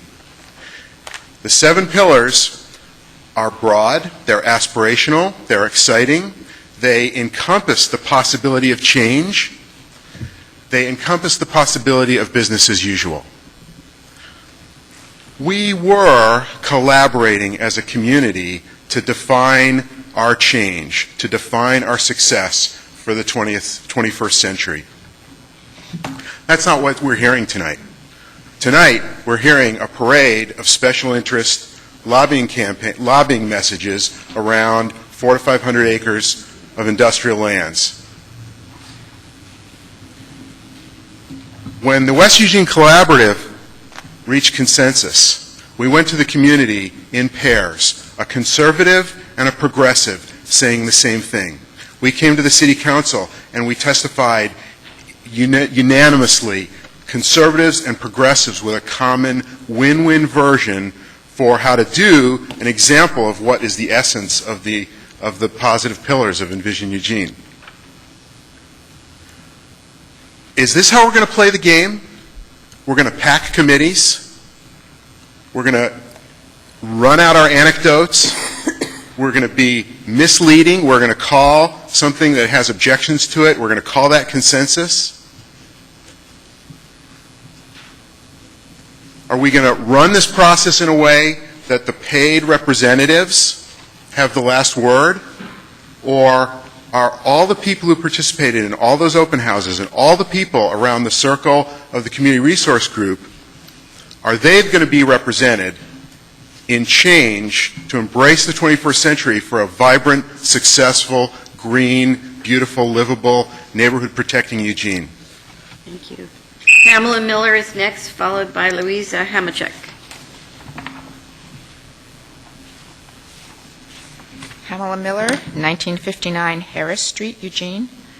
First, I'd like to thank those who have been involved for all their hard work so far. I recognize that it's never easy to accommodate the many different interests that must be balanced in a planning project of this scope. I'd like to speak to residential infill tonight, and specifically to urge support and staffing, ongoing staffing, for the work of the Infill Compatibility Standards Committee, I think it's called, to flesh out the details of how infill will be accommodated. We must develop meaningful standards to support quality of life in our neighborhoods as we absorb future growth. The character of neighborhoods varies by factors such as location, zoning mix, types of population, and nature of existing housing. Infill measures should be crafted to recognize these differences and ensure that density increases are implemented with vision rather than overlaid in a one-size-fits-all manner. This work does not end with Envision Eugene. It will in fact just be beginning. Please staff the Compatibility Standards Committee to implement the residential density pillars of Envision Eugene. And since I have a little bit more time, I also want to talk a little bit, I'm from the SUNY neighborhood, South University, about the things that I see happening and what makes me sad about the future and planning and the opportunities lost. We have, as everyone's talked about, a lot of high-density monocultural housing going in an area that includes a large amount, I think, of the future designated multifamily residential zoning in the city. I don't see any effort to include diversity of that housing to ensure that there will be housing for young singles and marrieds there, both rental and possibly owner-occupied, that there will be, as the gentleman mentioned at the beginning of the hearings, accommodation of the needs of retiring people. There are many, the people who live in South University tend to be passionate about their neighborhood, and I can't imagine that if there were well-designed complexes in little islands of tranquility within that large R4 and R3 area, that people wouldn't be delighted to give up their larger homes to young families and to still be able to be within walking distance of Bell Hall, downtown, et cetera, as you've heard about, and remain committed to their neighborhood. As things are going now, what I see a threat of is that those people are going to flee, that houses will continue to be converted from single family, which you also have in your plan and need, to, again, unrelated adults renting, and unintended consequences like that, and the failure to plan for a meaningful and workable large multifamily zoned area are what cause me concern. And I don't know if there's any way to put that into the plan, or if developers who are in the room might perk up their ears, but I hope that something along those lines will happen in the future. Thank you. Thank you very much. Last one to speak on this hearing is Louisa Hamachek.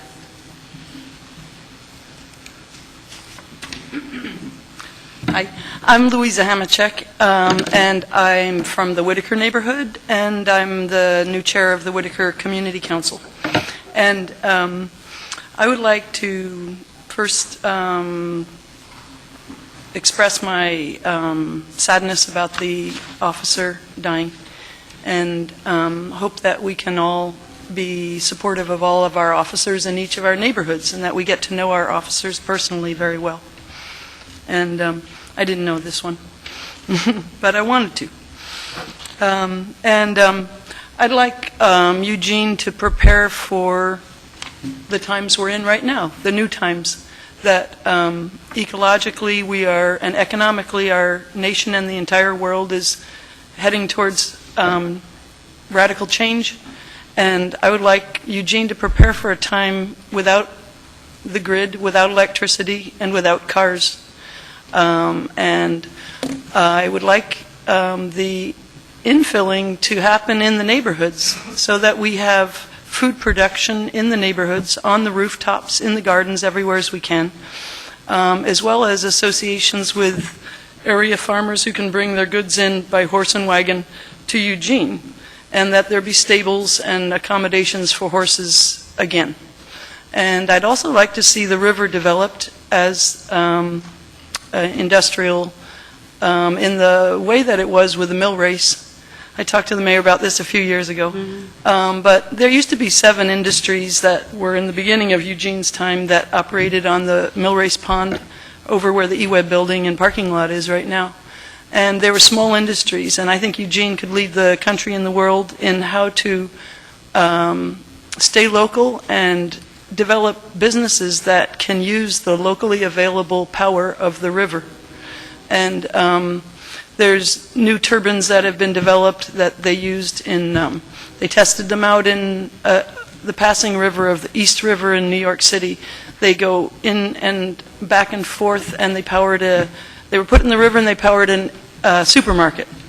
We can use the modern things as well as enjoy the old systems that did work for a woolen mill, a cannery, many other things, a lumber mill, and electricity generation. With the passing water, it doesn't need to be dammed. And I also want to encourage that the brownfields mitigation for these areas that were part of the booming of Eugene, that's our heritage, is the lumber, and there was chemicals that were unknowingly, sometimes usually released, that we clean that up and we really focus on that because of our responsibility for the next generations. Thank you. I'm going to close the public hearing on Envision Eugene and encourage us to, I certainly open it up to councilors, but it is 9:10 and we have another hearing to zip through, so just move ahead unless you have something you need to say. We'll move on to the next hearing, which is on Civic Stadium. City Manager. Thank you, Mayor. This public hearing was scheduled at the request of the council and provides an opportunity for community members and others to offer input on the future of Civic Stadium, including the potential roles of the Eugene City Council and City of Eugene. Thank you. So I'm just going to tell you that we have, it's 9 and we have 39 people, so don't feel you have to use your entire 3 minutes. Yes. So one of our council was operating agreements that we have, that we do not start a new subject past 10 p.m. Is that something? That's true unless you make a motion to go past 10. To make people aware that we can't finish our business if we go beyond 10, and so just we might have to stop at that point and make that motion. Is that correct, Mayor? It will take a motion to go past 10. Although I would say that you have another council agreement, which is if you're in the middle of something, you tend to finish it. We'll just see what you choose to do. Agreement we honor. And you do have a couple other items, too. Okay, let's move on. So I'm going to open the public hearing. Those wishing to speak have filled out these forms. You have 3 minutes. There's lights on the podium. Yellow light says you have 15 seconds to complete your comments. Red light indicates the end. The first 2 people up are Beth Bonamici and Richard Pettigrew. Good evening. My name is Beth Bonamici. I live at 2769 Emerald Street. As I understand it, the City of Eugene has a projected general fund shortfall of $26 million. In one account I read, there was a list of proposed changes to city services. It was a long list, but it included fee increases at the library, a 4-week delay in opening Amazon Pool, and reducing maintenance for local sport fields, bike trails, and parks. All activities that contribute to the health and well-being of the people of Eugene. And yet now, we're considering whether the city should allocate tens of millions of dollars to lease and renovate Civic Stadium. I would understand it if the alternative were a threat to our community. But the Y is a proven benefit. A new Y at Civic is an excellent option that doesn't require any city dollars, and one that will provide needed services to the community at a time when city recreational services are being cut back. I urge you not to spend city staff time or money on a proposal to renovate Civic Stadium. Thank you for the opportunity to speak to you, and thank you for the good work you do. Thank you. Richard Pettigrew is next, followed by Scott Bartlett. Mayor Piercy and council members, thank you for the opportunity to speak. I'm Rick Pettigrew, Executive Director of Archaeological Legacy Institute. I came to Eugene in 1970 as a grad student at the U of O. I was on the staff at the university for 10 years, and my career as an archaeologist in Oregon spans 40 years. And by the way, on the way over here, I figured out that when I arrived in Eugene, Civic Stadium was just 32 years old. And in 27 years from now, it will be 100 years old. In the summer of 2009, we organized a group of 9 volunteer videographers and 5 assistants to film the last season of baseball at Civic Stadium. We captured many hours of footage at the stadium that summer and have access to lots more footage, archival photographs, and people to interview.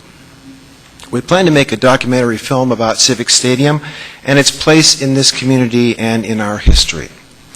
When we're done, we want to screen it first at Civic Stadium for the people of Eugene. Our film will be either an epitaph or a statement about a community coming together to preserve its heritage for future generations. The decisions of this council could determine which that will be.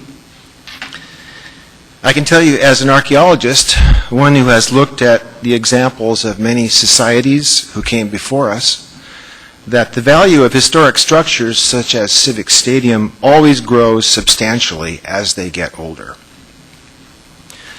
If the stadium survives the threat it faces now, it will only become more and more valuable and treasured with every year that passes.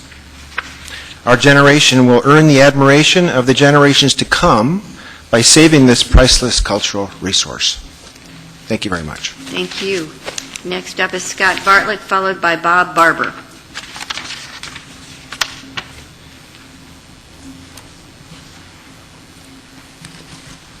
Honorable Mayor and City Council, my name is Scott Bartlett, 1445 East 21st Avenue. The Bible tells us that without vision the people perish. In 1938, voters in Eugene, after a long community discussion, passed a charter amendment to authorize taxation to acquire this land and subsequently to give it to the school district. For $1, we, the people of Eugene, gave it to the 4J School Board in trust that it be used for recreation. And yet, in 2007, School District 4J sued the people of Eugene in case number 1607-03046 to abrogate the understanding that we gave. Now, I know that 4J did it because of its love for children and dedication for scrambling for the resources necessary to cobble this whole, difficult situation. I'm going to vote for this income tax, although I don't want to. I'm going to vote for it. But we're faced with a decision here as to what to do with this parcel. For one thing, we shouldn't allow a Fred Meyer to go in there. That is an utter abrogation and disgrace for what people in 1938, the youngest voters of whom were born in 1917, most of the voters were born in the 19th century. Very few are alive today. Do we have any obligation to their vision?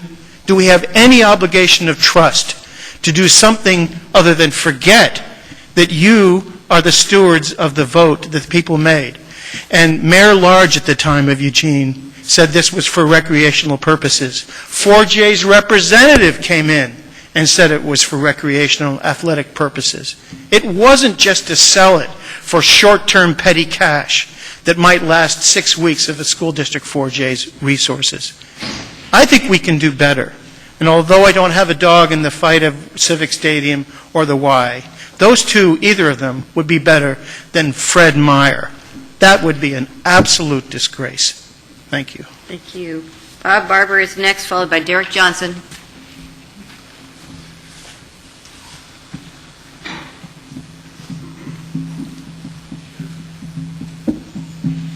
Mayor and Council, my name is Bob Barber, 881 East 38th Avenue in Eugene. I'm a retired computer instructor at Lane Community College.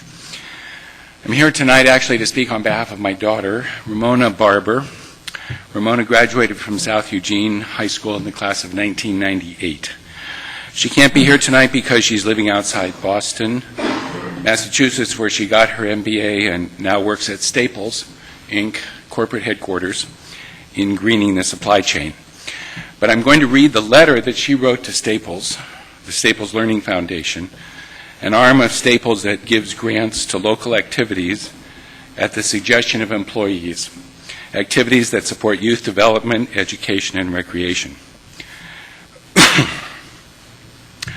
As a result of this letter, the Staples Learning Foundation in Boston gave a $5,000 grant to save Civic Stadium last fall. Now, it's not that I'm a proud father or anything, but I think she makes a good point about the value of the stadium to the whole community. So I'm going to read her letter. I'm submitting this charitable donation request with my years as a young girl growing up in Eugene, Oregon in my mind. My family moved to Eugene the summer before I entered 7th grade. We moved from Southern California, and the differences were apparent from the start.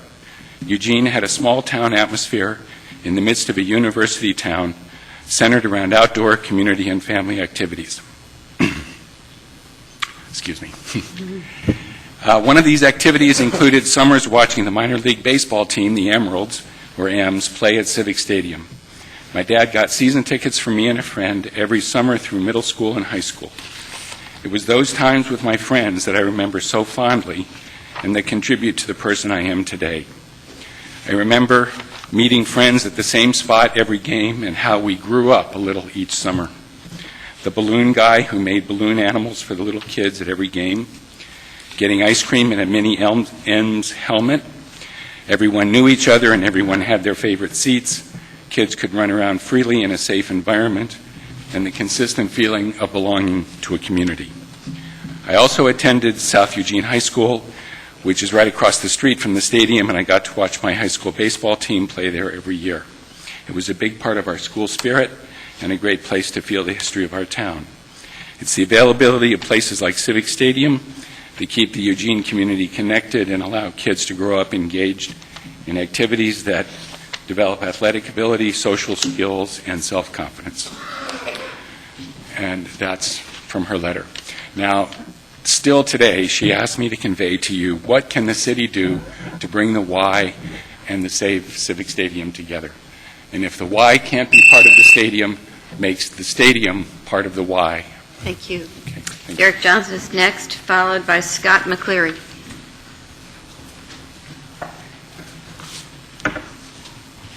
Mayor Piercy, councilors, Mr. Manager, staff, thank you. My name is Derek Johnson. I live at 1665 Fairmount Boulevard. Councilor is Zelenka's ward, and I work downtown. I'm here to urge the city to buy Civic Stadium with an eye toward developing a public-private partnership to create facilities for kids, professional women's and men's soccer teams, and an event venue for outdoor concerts and festivals. The historic character of Civic Stadium shouldn't be overlooked, being built in the Depression, built with local wood products from the Justina Mills. As an architectural icon, it is on par with the East Grandstand at Hayward Field. But more important than its past is its potential to serve this community going forward. There's excitement about professional soccer. The facility could host both women's and men's professional teams, and those franchises are available. As exciting as this is, though, just look at the buzz in Portland at Jeld-Wen Field, the excitement when the United States hosted the Women's World Cup. The really exciting piece is that professional soccer could help facilitate development of more fields and facilities for the children of our community. Professional teams would use the facilities for a fraction of the year. The rest of the time, they would be available for the community to use.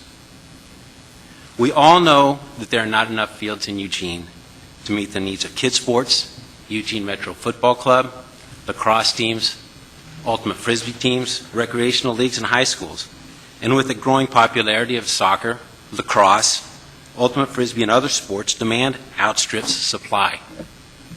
Here's an opportunity for us to connect kids with a venerable building and give them room to play. Further, there's plenty of land for the YMCA and even a field house for kids to play indoor soccer, batting cages, lacrosse, and training facilities.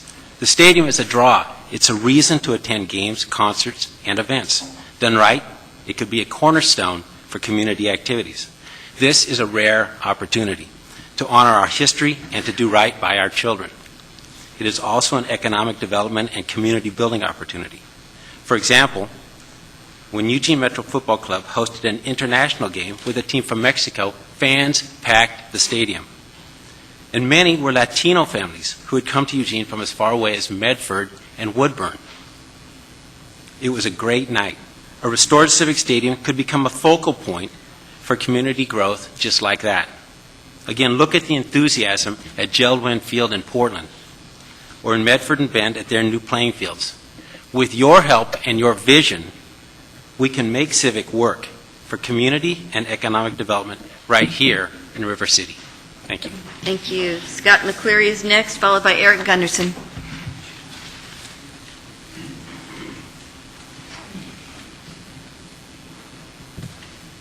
Good evening, Mayor, Councilors. I'm Scott McCleary. I live at 3366 Agate Street in South Eugene.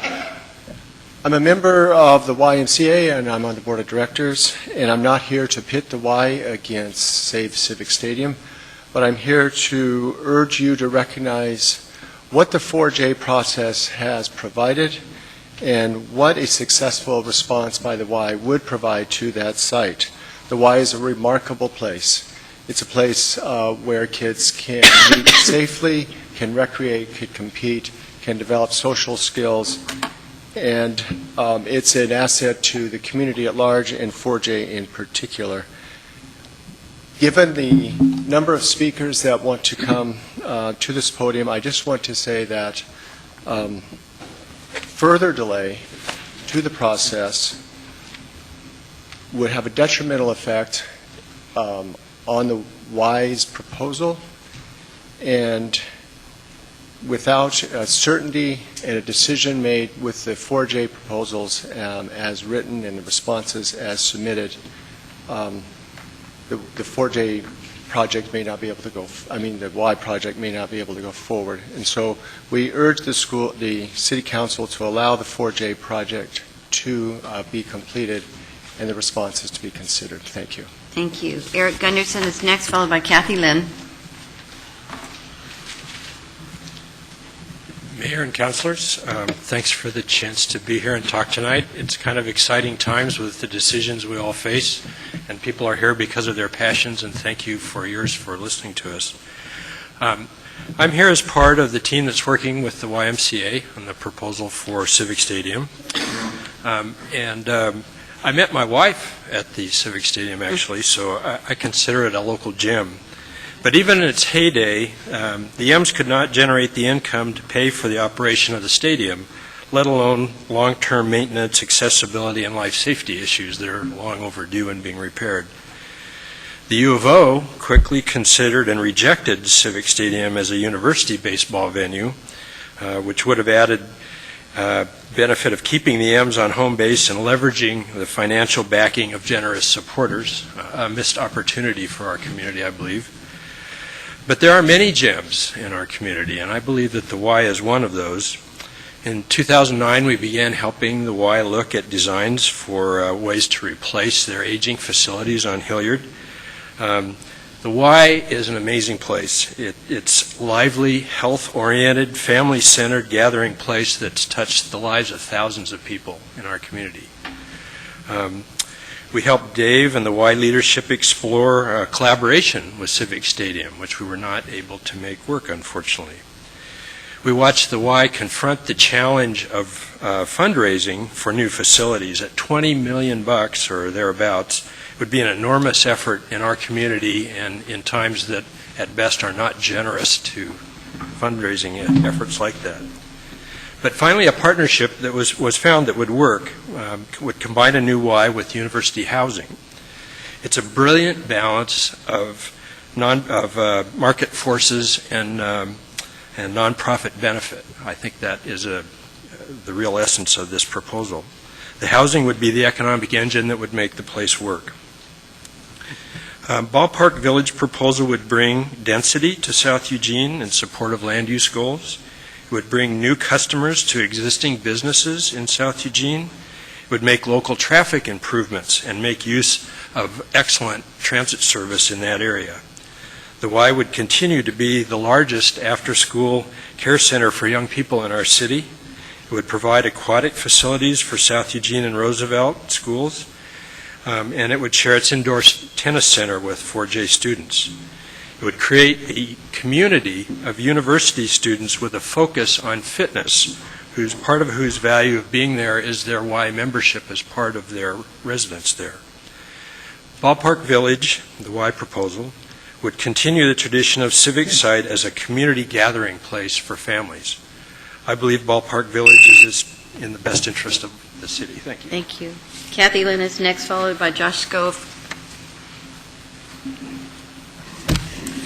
My name is Kathy Lynn. I live at 2036 Willamette Street in Ward 1. Thank you, Mayor and councilors, for the opportunity to speak tonight.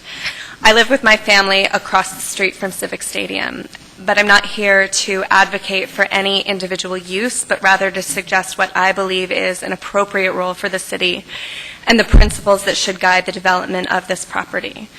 I believe that the city should take the lead and buy or lease the Civic Stadium property from 4J.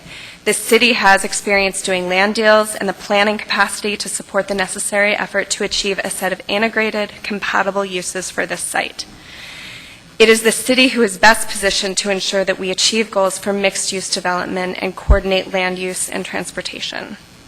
The city also has the capacity to bring in other users that would contribute to the financial viability of the site that allows for recreational uses and fosters opportunities for organizations, including the YMCA, the 4J School District, Kids Sports, Eugene Metro Club, and others. The city, I believe that the potential for recreational uses for a restored Civic Stadium should be explored. And more importantly, I believe that decisions for how Civic Stadium is restored and or developed should not ignore the planning that is currently being undertaken by the city through Envision Eugene. And that is why I believe the city should take the lead to buy or lease Civic Stadium. Thank you. Thank you. Josh Scove is next, followed by Lauren Doxey. Good evening, Mayor and Councilors. Joshua Scove, also 2036 Willamette Street in Ward 1. I'm a member of your Sustainability Commission and its current chair, but I'm here tonight as a private individual. In the interest of time, I'm going to make 2 points very quickly, and I hope this isn't cheating. My points are about the future of Civic Stadium and Envision Eugene, but the connections are made from the direction of Civic Stadium. So the points in brief: redevelopment of the site will follow the principles or pillars articulated in Envision Eugene only if the city plays a key role. And specifically, I'd suggest the connections between transportation and land use for this site should play a central role in your deliberation on what you might do or not. So, in brief, our municipal government is the only agency that can play this sort of role, and it's the only one on the hook for implementing Envision Eugene and a long-term land use vision for the community. No other agency can get involved in land deals with the same influence. No other agency manages our urban parks and public spaces to the same degree. No other agency has the same planning capacity and permitting role. Now, City Council isn't responsible for leveraging this capacity for every lot or every site. The site is sufficiently large, however, and central and unique, historically significant, and prominent along transportation corridors that City Council cannot ignore its circumstances. Second, as you consider your role in the site, I'd like to bring up the pillars and strategies that connect land use and transportation that relate directly to this site. In a nutshell, these pillars look to provide transportation options in addition to the car.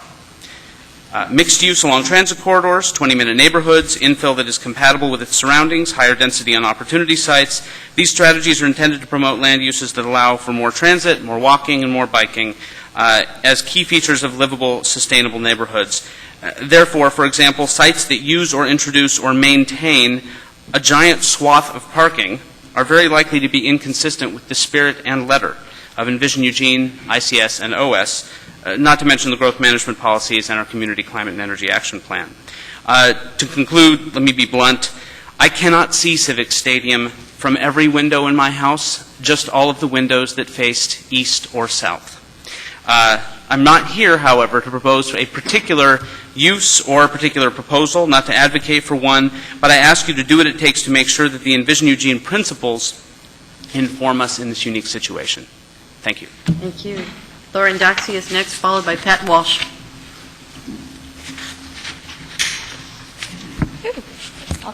I'm Lauren Doxey at 2136 George Brown's Ward, and I have been involved with Save Civic over a number of years now. I started at 5th grade with Edison. I started a petition to try and save Civic Stadium and the M's, and worked my way into meetings at 5th grade for Adams.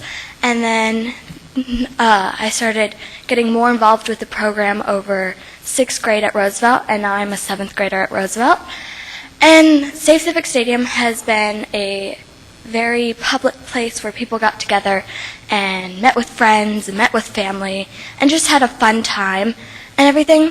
And I really hope to. My brother also played soccer there over the years, and now I'm a soccer player. And so I would like to see Civic Stadium have the possibility of holding soccer games, professional and little leagues and stuff, because there is a loss of fields. I know my soccer team has to wait a good half hour to an hour for the lacrosse players to get off the fields at Churchill, and we are looking into options of maybe getting some new fields around there. And lacrosse players take up all the turf fields because they don't like playing on grass fields. So we have to wait around sitting on the sidelines of the turf field just passing balls because all the rest of the fields are taken up by professional soccer players. And I would like to see maybe have the YMCA take over that facility because there is an option of maybe building an indoor soccer field there. Thank you. Thank you. Pat Walsh is next, followed by Joe Blakely. Good evening.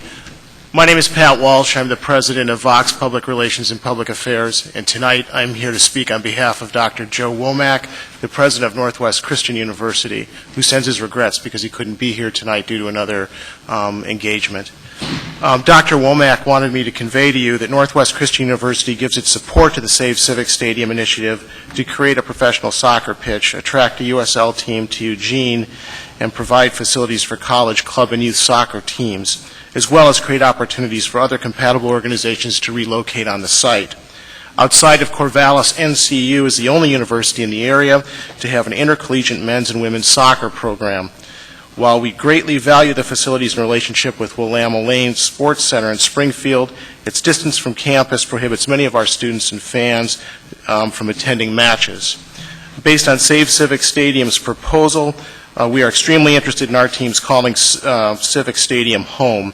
Its location and the plan for turf, fan seating, and concessions would provide NCU soccer's program with the best facilities for an NAIA school in the Northwest. Our community is very fortunate tonight to have three unique proposals for this historic community space. However, NCU supports the Save Civic Stadium's proposal not only because of the benefit to the teams and students at NCU, but because the entire community would benefit from Civic Stadium remaining available for recreation and entertainment. Thank you. Thank you. Joe Blakely is next, followed by Dennis Aber. Joe Blakely, 4035 Donald Street. I'm here to speak on behalf of Saving Civic Stadium.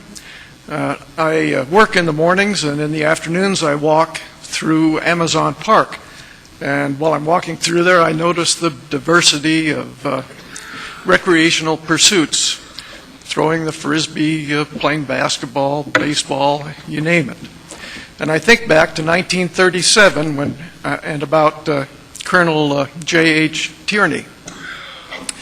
You see, most of the land in the south area were being given back to the city because of back taxes. And the people didn't really want the property anyway because it was swampy. And so the city had to come up with a good idea on what to use the property for. And so Colonel Tierney came up with this idea this recreational idea. And it was plastered on the front of the Register Guard for football fields, football fields and track and all sorts of athletic experiences. So the school district, which needed a football field, and the city, which needed a baseball field, got together. And with the vote of the people of Eugene, the Civic Stadium was started. Now, I'd like to use an analogy here because I think this land has been used for 3/4 of a century for recreational purposes. And if you were to place a motel on the beaches of Oregon, a loud cry would come up because you would be restricting public access. If you were to place a Fred Meyer's in Civic Stadium or an apartment house, you're restricting public access to recreational facilities. So the city and the school district got together and they built Civic Stadium. It was a community effort. The community effort didn't stop there. The community effort is from the very beginning all the way through to Save Civic Stadium, grassroots effort to try and save Civic Stadium. And so I would hope tonight that you guys can figure out some way to save our treasured, valued stadium, which is on the National Register of Historic Places, and also keep the property zoned recreation. Thank you. Dennis Abear is next, followed by Jonathan Brandt.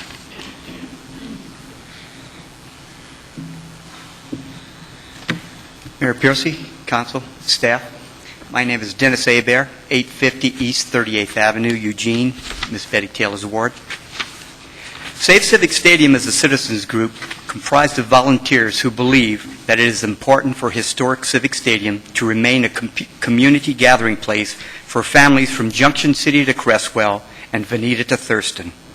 We ask 4J in the city to take a long view of what should be done with Civic, not the short-sighted view of this property by turning it into an apartment complex or big box retailer. Save Civic Stadium has a business plan that details the specifics of how we will move forward with this project. We ask that you consider participating with us in this very valiant effort to keep Civic Stadium available for the entire community.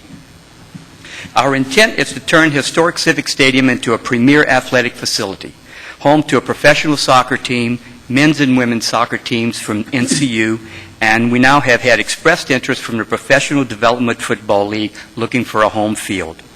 Also, youth and adult soccer clubs and sports organizations have expressed serious interest in utilizing Civic Stadium for games and tournaments. We have asked Travel Lane County to review our numbers gauging economic impact for these teams and tournaments. We will report those to you as soon as they are made available. Civic Stadium provides ample economic opportunities for all community members through construction jobs during the rehabilitation of the grandstand and for other new buildings on the site. It will provide full-time jobs for management and operation personnel for the facility, along with vendors, athletes, coaches, and team personnel, money staying here in the community. By keeping Civic Stadium open to all, we keep a centrally located athletic and cultural venue close to the center of town, accessible by public transit, promoting energy efficiency and efficient transportation options. Keeping Civic Stadium open to all keeps a much-needed green space from being turned into a congestion of apartments and shopping that the area cannot support or wants. I think it is important to understand that the city will participate financially in 4J's decision concerning Civic Stadium no matter which proposal 4J chooses. Considering staff time for rezoning, construction permits, neighborhood meetings, hearings, concerns, and potential appeals, the city will have a financial stake in 4J's decision. We ask that the City Council consider Civic Stadium's long-term impact for the entire community in the same serious manner it considered administering an income tax for 4J and Bethel schools. By the city finding a way to work with Save Civic Stadium and potentially the Y, we're working in the spirit of community where being adaptable, flexible, and collaborative would benefit all the citizens of Eugene. Thank you very much. Thank you. Jonathan Brandt is next, followed by Carlos Barrera.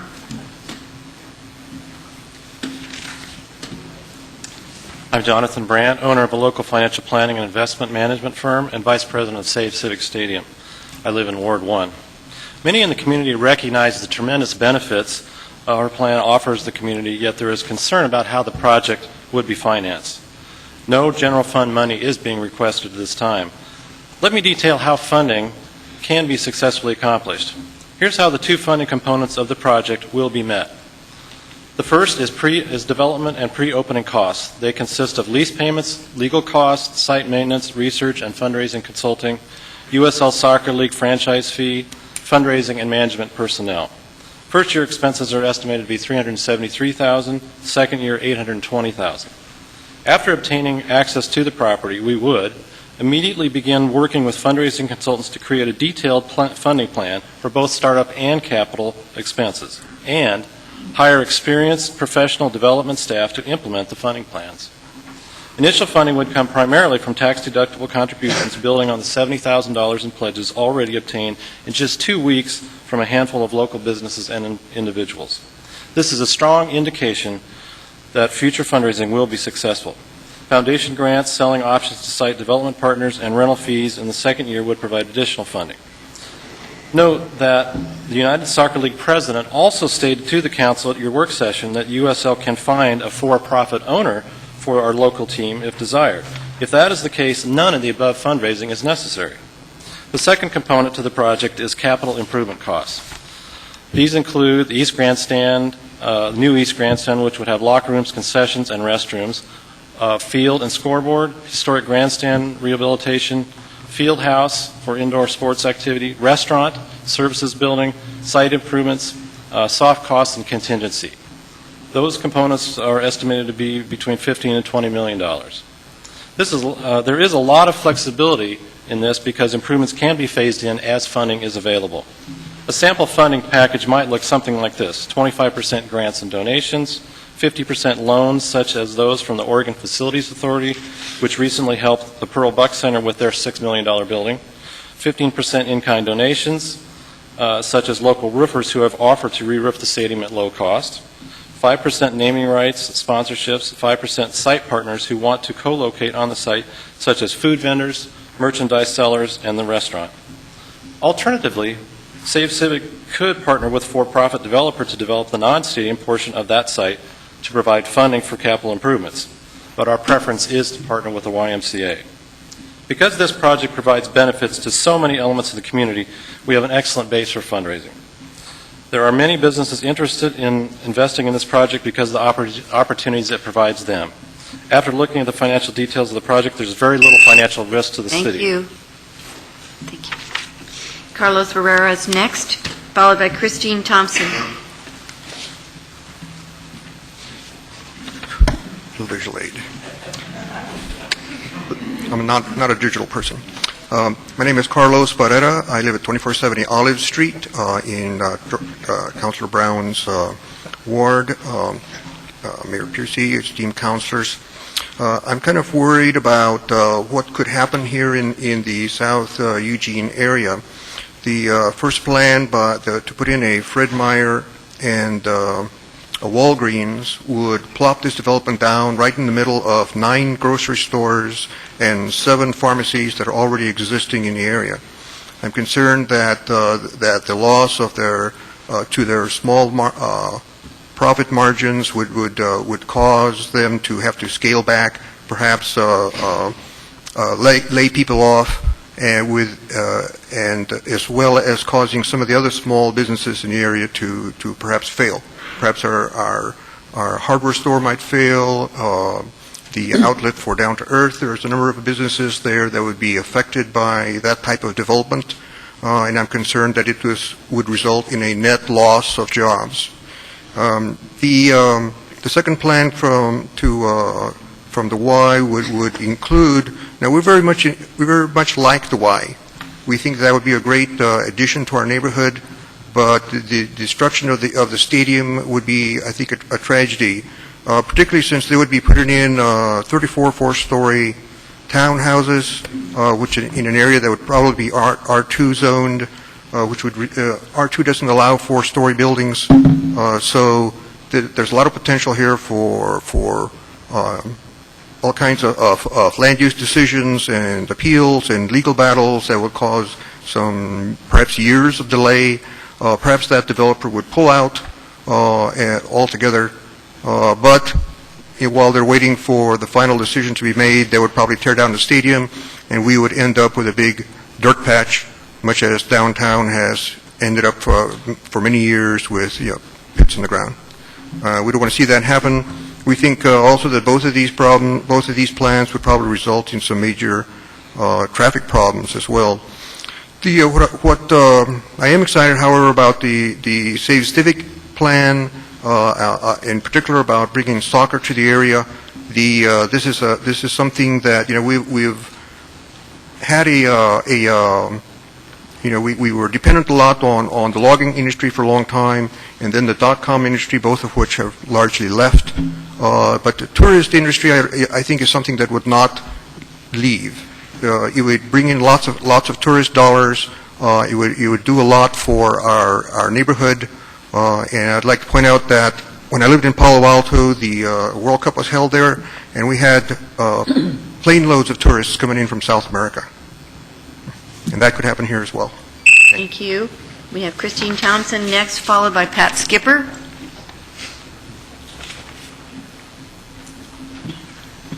Good evening. My name is Christine Thompson. I live at 2195 Olive Street in Eugene, that's Ward 1. I'm a planner by profession and a board member of Safe Civic Stadium. While there are many opinions about civics reuse, I think it's important to remember that any proposal will require land use approval by you, not the 4J School Board. Also, the city's primary duties go beyond land use regulations and include facilitating community development and managing the community's transportation system. For these reasons, I believe it's time for the city to step up and assume its role at Civic. This is a particularly complex redevelopment project with unique opportunities for the community. We appreciate the effort it will take for you to address the long list of carefully crafted city policies and regulations intended for situations like this. The list includes, and I'm sure you're aware of these, the Metro Plan, Chapter 9 Land Use Code, Willamette Sub-Area Refinement Plan, Transportation Plan, Historic Preservation Goal 5 Regulations, Parks and Open Space, and more recently, Opportunity Siting, Infill Development Standards, and Envision Eugene. Whether you choose to get involved now or later, ultimately you will decide whether the proposed reuse options for Civic meet these policies and goals. At the most basic level, you will decide what uses are allowed within PL Public Land Zone or the Metro Plan land use designation of R2 medium density allowed now. Does a shopping center fit, or a high-density, 500-unit, 4-story private student apartment complex? It doesn't appear so. There are many other decisions you will be responsible for beyond these basic zoning questions. For example, how will you resolve existing and future traffic impacts in the area? And perhaps most importantly, what is the best use for this unique and special public resource? This is not your average vacant site. It's a publicly owned parcel that has been a public venue ever since the city's citizens constructed the stadium and gave it to 4J for their use and continued community benefit. It's 10 acres, much larger than any other potential development site in the area, and it's adjacent to other public lands, bisected by a public right-of-way, and home to a nationally recognized historic resource. The city has always been a key player when it comes to managing community resources and resolving land use and transportation matters. For example, you recently helped Jefferson Westside and South University neighborhoods with infill issues when change was imminent. You took the initiative to transform the train station and its site back into a community treasure, and you purchased parklands from Arley when the opportunity arose. Civic is another opportunity for you to demonstrate this form of leadership. Taking the initiative now would give you the ability to be part of the solution for which you ultimately will be responsible. It would help 4J School Board, which is trying with admitted difficulty to fill your role, and it would be a great investment for the city and the community, regardless of the outcome. Thank you. Thank you. Pat Skipper is next, followed by Joyce Borman.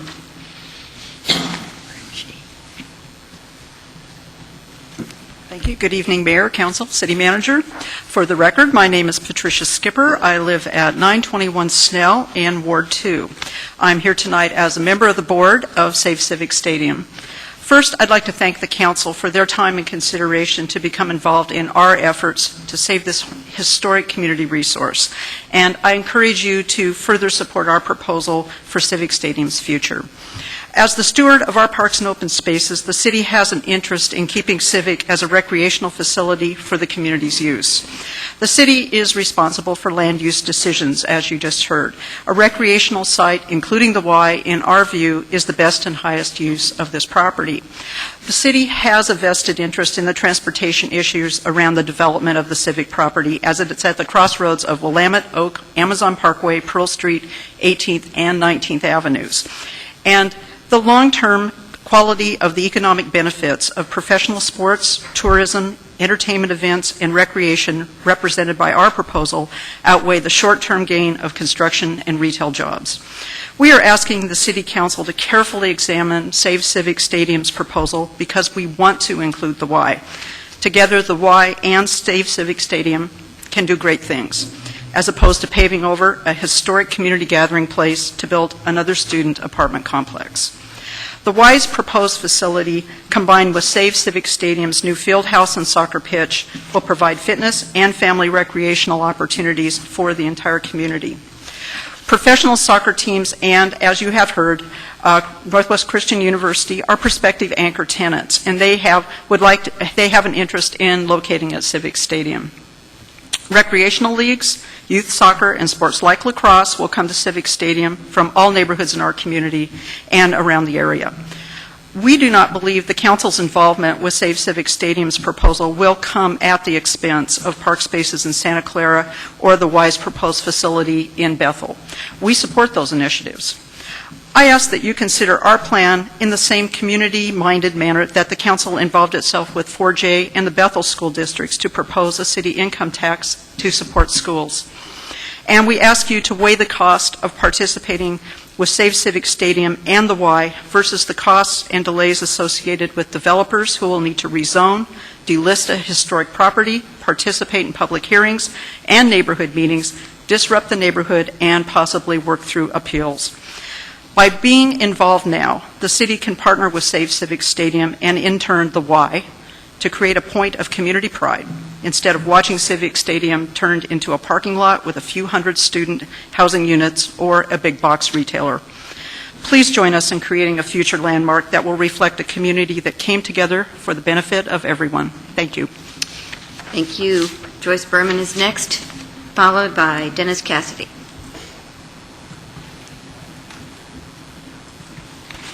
Good evening, Mayor and City Council.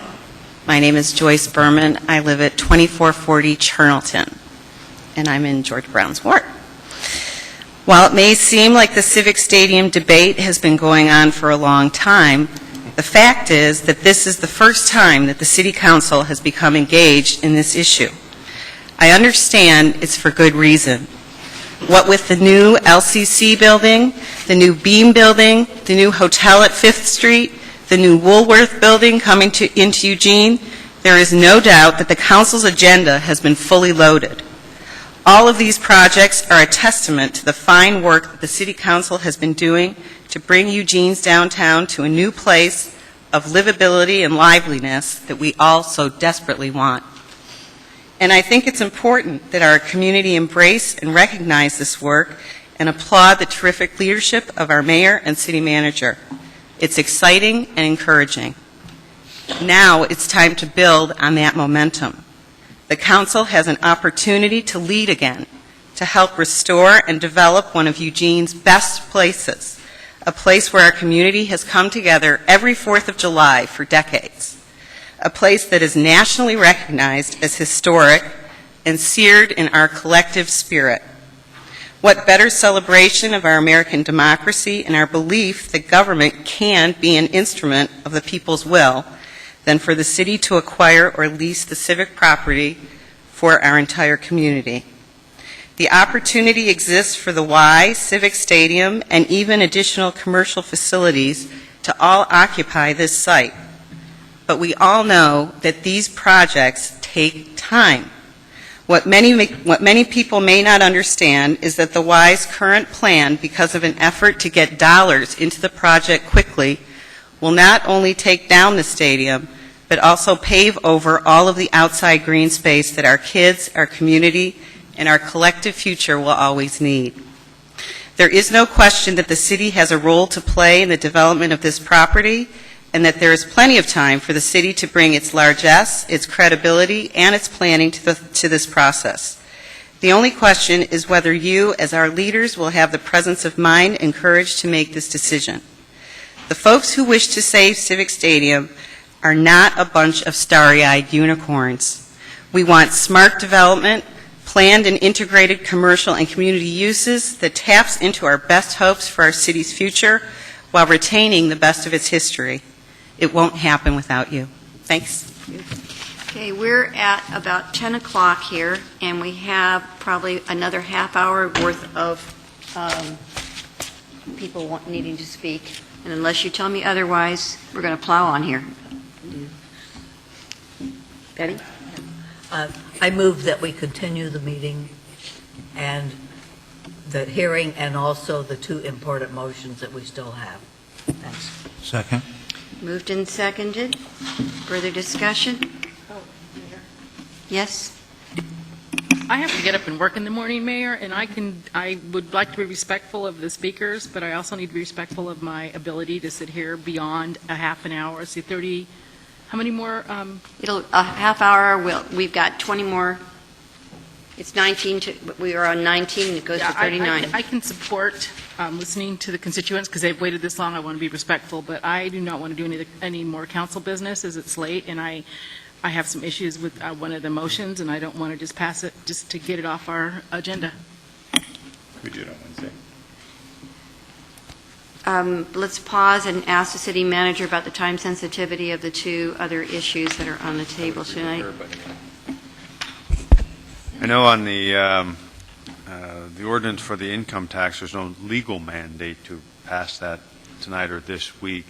There are items in that what you choose to pass could clarify or provide information for voters when they go to. We did it on Wednesday. We could do it on. Let me see here. Or we bumped on Wednesday. You would have we could rearrange some of the work session to allow you to take action on both of those actions on Wednesday. I need to ask Mark Schoening, is that okay for Wednesday on your item? Okay. But we could do both of those on Wednesday. So let's just finish the hearing and then we'll call it a night. Okay. Are we bumping on Wednesday? We're bumping till Wednesday. What are we bumping? The school ordinance and the... What are we not doing instead? What will we not There's have? two items on Wednesday. One's ward redistricting, the other is a process session, and I would suggest that we would move the process session. I think we want to keep having the conversation on ward redistricting. But that would All be right, my suggestion. now you need to vote on the motion, which is to extend to finish the hearing. By vote. Yeah, you need to vote on it. Please vote. Discussion. Oh, you need to, I'm sorry, I'm not seeing any lights here. So if you have them on, I'm not seeing them. Okay, Councilor Poling? I understood the motion is to continue the public hearing and continue on with the two action items that were slated long ago. Is that the motion? It was, yes. Do you want to reconsider that, Betty? And had to do the delay of the other two until Wednesday? Yes, I'll change the motion to finish the public hearing, deal with the other two items on Wednesday. Second. Okay, all right. Anybody else need to speak? Okay, thank you. Okay, so please vote on that because there is a motion.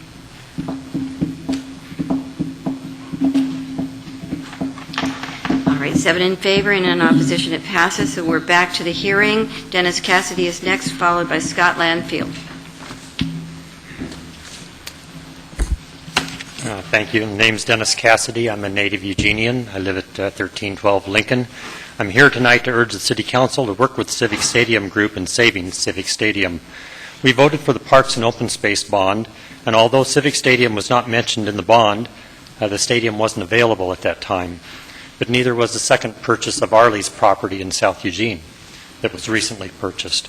Eugene has very few old, publicly owned buildings. The only one I can think of offhand is the Sheldon McMurphy House. The others now are listed in books, photographs, and paintings. We've lost the old armory at 7th and Oak, the old public library at 11th and Willamette, the old city hall and fire station at 11th and Willamette, and our old Lane County Courthouse. Urban renewal in the late 60s and 70s wiped out or took out the old properties that we had through eminent domain in downtown Eugene. Most of those buildings were torn down and put back on the market as just bare dirt.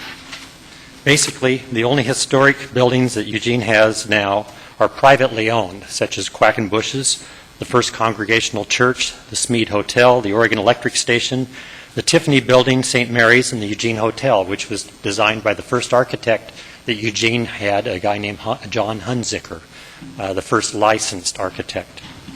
Cottage Grove has had the foresight to purchase their armory in downtown Cottage Grove. If you drive up through Corvallis, Albany, or Salem, you can see that they've retained or held on to or kept their old buildings. This is an opportunity for Eugene to save a publicly owned building that's listed on the National Register of Historic Places. I urge the City Council to work with Save Civic Stadium Group in saving this historic structure. Thank you. Thank you. Scott Ladfield is next, followed by Mike Roberts.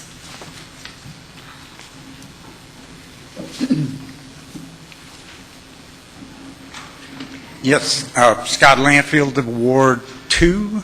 I'm just going to ramble for 3 minutes. Don't feel you have to take it all. I was a member of Save Civic Stadium when it first began. I recall coming downtown here and talking to Mr. Reese with, I think it was Dennis, Tom, Jonathan at the time, and I think John had been in office 70 days, and he'd been working 70 12-hour days straight. He had time for us. And he mentioned something about being in a couple of towns where they tried to save the stadium and it didn't work out, and he would see what he could do, and, you know, he was a busy man. In my 33 years in the town, most of it in South Eugene, I think that Mr. Reese is showing himself to be the most capable city manager we have. And he's got a lot of talents to pull different groups of people together for the public good. It seems to me that Civic and the Y had a good thing going. There was kind of a little lover's quarrel and a bit of a divorce. I'd kind of like to, you know, I'd like to marry the woman I married once. You know, I'd like to marry her a second time. You know, I own a thriving business, and I talk with hundreds of people a week. I like to talk or listen, whichever happens. And I have heard many people with $10,000, with $50,000, with $400,000, $500,000 coming into my building and talking about what can they do with it in South Eugene to invest. I'm talking about people from Whitaker neighborhood. I'm talking about Friendly neighborhood. I'm talking about South University neighborhood. This is Eugene dollars. I have not heard one single person come into that store and say one bad word about the YMCA moving. Regardless of what happens, though, the Y is still here. The city's decision here is going to tear down Civic or leave it up. You know, it's the city's call at this point. I don't want to give, that's my neighborhood. Some of you people don't understand because you're not in my neighborhood. I don't want to give my neighborhood away to a Southern California developer and a Birmingham, Alabama developer. I don't care how legitimate they are. We take a little bit of time. We can put the money together. We have financial consultants, a lot of good ones in this town, a lot of planners. It's an opportunity for a lot of people who want to invest for their children in the property of this town, you know, and best of luck to all of us on that. Thank you. Mike Roberts is next, followed by Steve Master. Hello, my name is Mike Roberts. I live at 1919 Myers Road in Eugene, and I'm working on the Civic Village proposal for the Civic site. Thank you for taking the opportunity for us to speak to you tonight. We are made wise not by our recollection of our past, but by our responsibility for our future. George Bernard Shaw. We as a community are beginning to embrace that responsibility with the Envision Eugene process that you heard about earlier this evening. I want to talk tonight about how our Civic Village mixed-use proposal supports the 7 pillars of Envision Eugene. Pillar 1, provide ample economic opportunity for all community members. Civic Village will provide hundreds of new family-wage jobs, not just relocating existing jobs. Pillar 2, provide affordable housing for all income levels. Civic Village provides 49 new family and adult-oriented housing units. Pillar 3, plan for climate change and energy uncertainty. Civic Village will provide the missing services required in a neighborhood to make it a 20-minute neighborhood where residents can meet most of their daily needs within walking, biking, and transit distance from their home. Pillar 4, promote compact urban development and efficient transportation options. Civic Village transforms 2 key transportation corridors and a core commercial area into a mixed-use neighborhood. It will be walkable, provide a mix of residential, commercial, retail, and public uses in close proximity to each. Pillar 5, protect, repair, and enhance neighborhood livability. Civic Village will provide protection to the existing neighborhood, providing transition areas between the neighborhood and the high-density new village, and placing the commercial away from the homes and next to the existing commercial uses on site. Pillar 6, protect, restore, and enhance natural resources.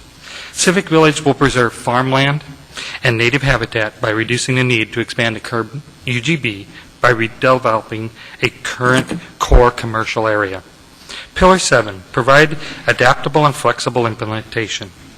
Civic Village will provide the perfect project to use as a pilot to set up monitoring, tracking systems, implementation tools, opportunity siting goals, and complete the development of a thoughtful plan that takes you into account the entire community's point of view. I will leave you with one last quote. The past is never there when we try to go back. It exists, but only in our memory.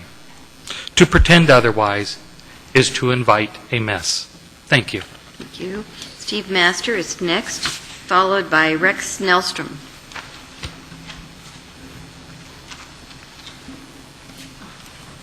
Thank you for taking the time to hear all of us.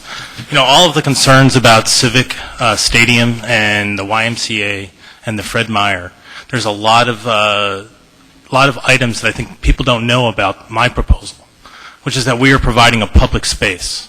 We are providing connectivity. We are providing jobs.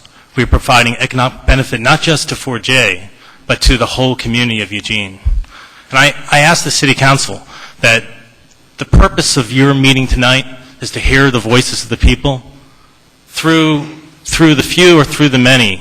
If it was really to hear the voices of the many, I think you would put it out more to a vote to say, do we give all this to South Eugene? Do we spy the money? Is it that important?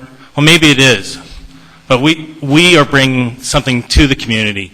And I think that a proposal that we brought to the City Council was to actually move the stadium. And we're committed to helping in that benefit. So we can, I think, accomplish all. We can not just, we're not talking about tearing it down, but actually moving it over across the street, which will save the stadium and provide an economic benefit to the community. I don't want to take too much more of your time. Thank you. Thank you.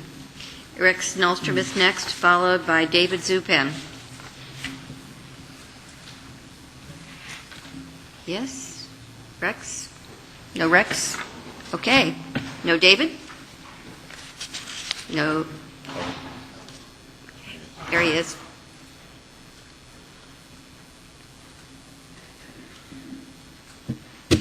Hello, Mayor and councilors. Thanks for staying awake.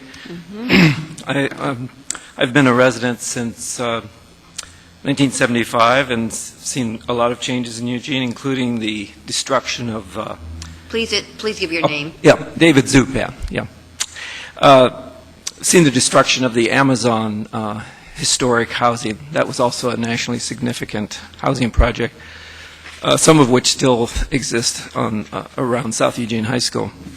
But in that case, we were told that it would be better to demolish the housing.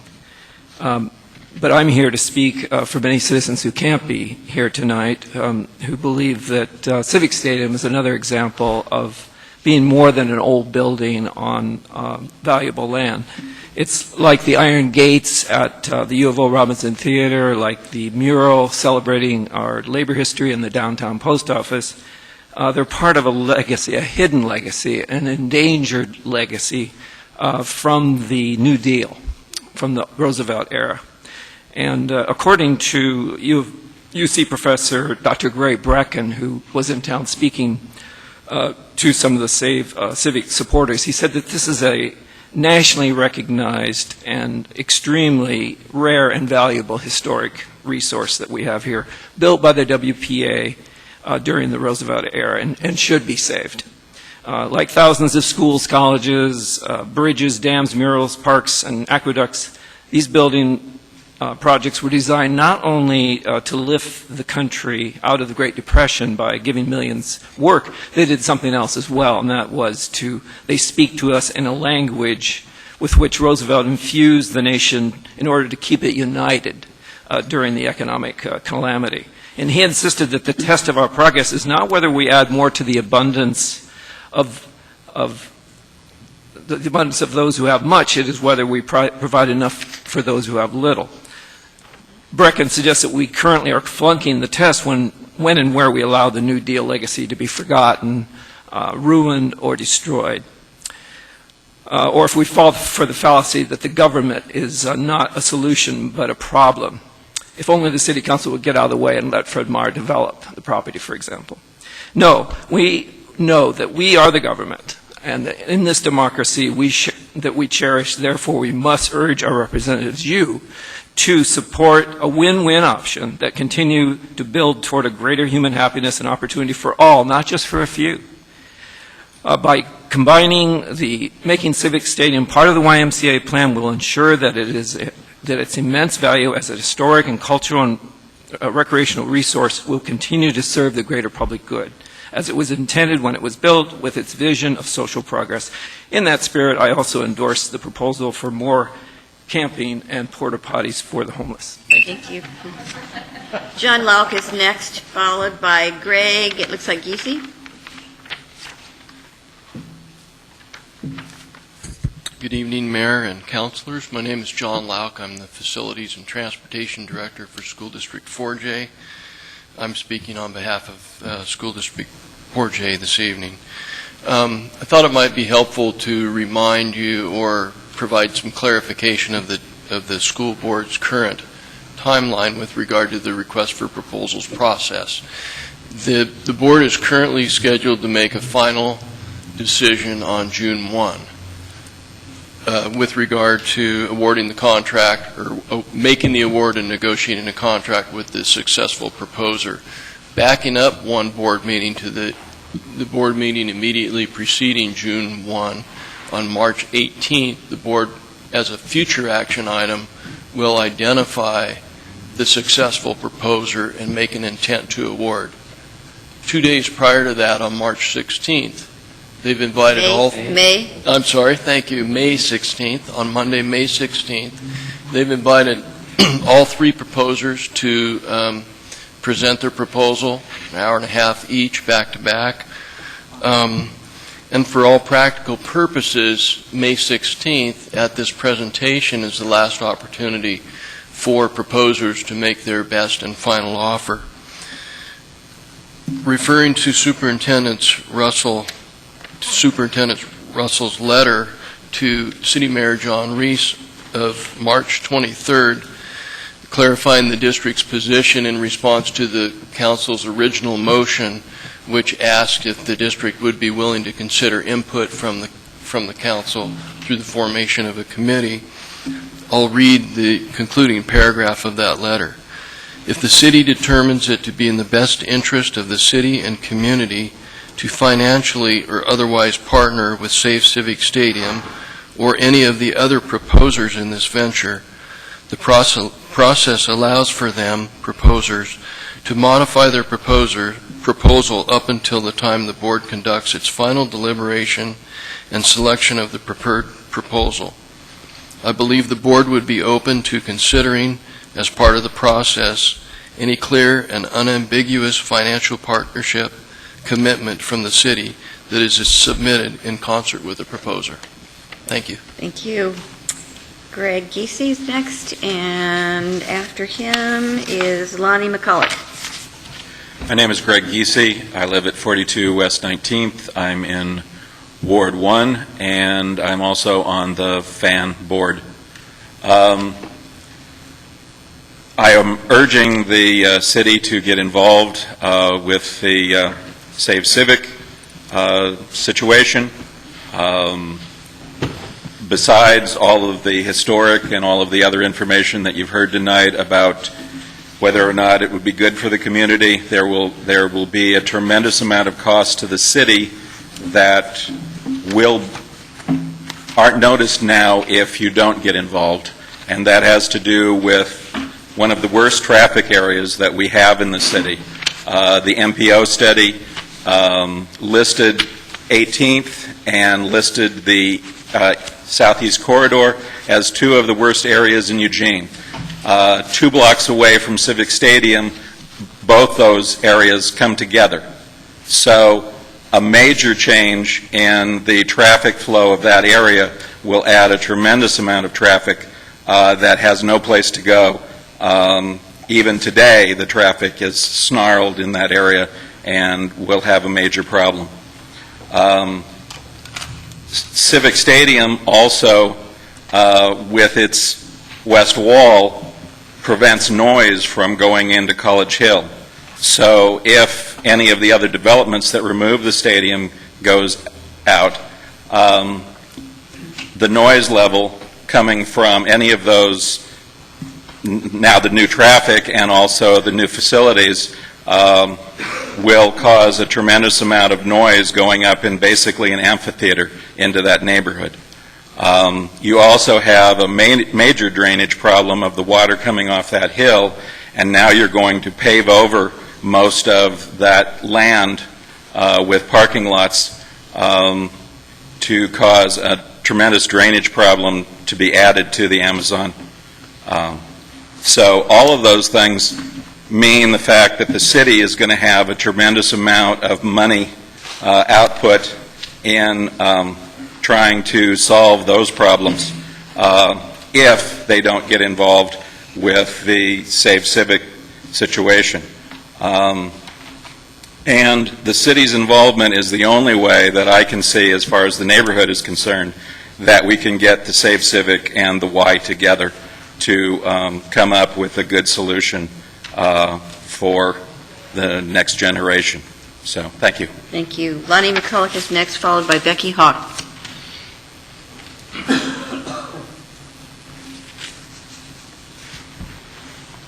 Good evening, and first, thank you for your patience this late evening.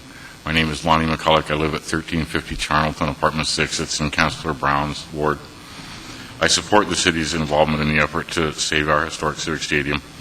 I believe the proposal by Save Civic Stadium is a plan that can keep our historic Civic Stadium available to the community as an affordable, family-friendly venue, well-maintained and well-utilized by present and future generations. The proposal by Save Civic Stadium can accomplish this, but not without the commitment of the city.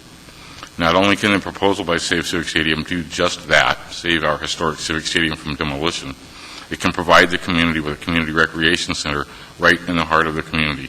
The Save Civic's proposal can be improved with the involvement of the city.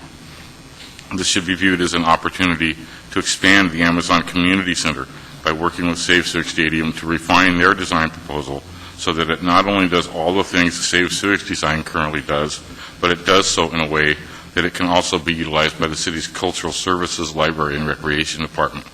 The goal here should be to develop a design that meets the city's needs both on and off the field while still meeting the needs of minor league soccer and other potential users. Such a design can make the proposal economically viable and competitive with the other proposals without being dependent upon the commitment of a minor league soccer team. Therefore, I urge you to authorize your city manager to negotiate with the Save Civic Stadium organization to find ways to improve their proposal. I also urge you to commit at least some of the money remaining in the Parks and Open Space Fund, which was approved by the voters in 2006 to help finance Save Civic's proposal. As we all know, Save Civic Stadium was sold to the school district for $1 and the promise that it would be used as a recreational facility, and that the city agreed to binding arbitration as to whether that deed restriction had to be carried if the property were to be sold. It is this ruling that threatens our historic Civic Stadium. Personally, I would prefer to see Civic Stadium return to city ownership for the same dollar it was sold for in 1938, if only there was a way to get around that ruling. Since that seems unlikely, I believe that any promise of city investment in Civic Stadium should include a binding commitment that that promise be honored if the property is sold. Whether the city ends up owning Civic Stadium again or it remains owned by the school district and leased by Save Civic Stadium, the most important thing is that our Civic Stadium be saved for future generations. Thank you. Thank you. Becky Hawk is next, followed by Tom Halferty.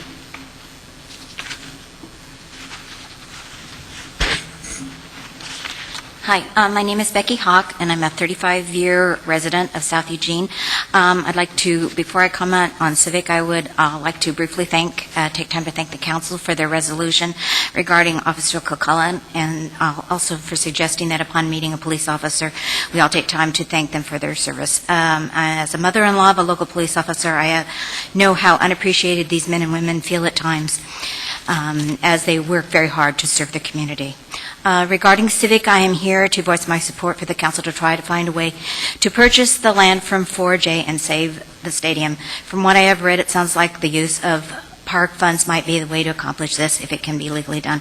As a property owner within a block of the area, I, like many, have spent countless hours over the years watching the M's and coming to appreciate the gem that Eugene has in the structure. When I moved to Eugene 35 years ago, I was very surprised by the lack of physical history preceding the 1950s and would like to see an effort made to preserve one of the remaining few. I believe that physical history is important to the soul of a community. I also feel that of the three proposals before the school board, that preserving the stadium is in the best interest of the neighborhood. Like others have mentioned before, I feel that the Fred Meyer is the least appropriate for the area, and that the accompanying apartments will just add to make horrendous traffic situations for the area and costly street revisions. Neither of those things items are buildings are needed in the area because there are many grocery stores within the area and many apartments. While I support the Y and its need for a new home, I'm extremely disappointed in their unwillingness to work with those who wish to save Civic, and I believe there is plenty of land for both with parking. The periodic increase in needed parking could surely be absorbed by the area as it did for M's Games. Again, more apartments in the area would just add to the traffic situation. I feel that if the council can work to come up with viable proposal to save Civic, that this could turn into a cooperating win-win for all parties, and I feel that if the city would stand behind saving Civic, we would find many who would be willing to help with financial support. It would require some compromise, but the end result could be a piece of history saved for all of Eugene to enjoy. The Y could have a new home, and as recently, a recent letter to the Register Guard, letter to the editor suggested, perhaps Fred Meyer could be persuaded to consider the old Y location for a store and space permitting apartments. Thank you. Tom Halford is next, followed by Tom Brandt.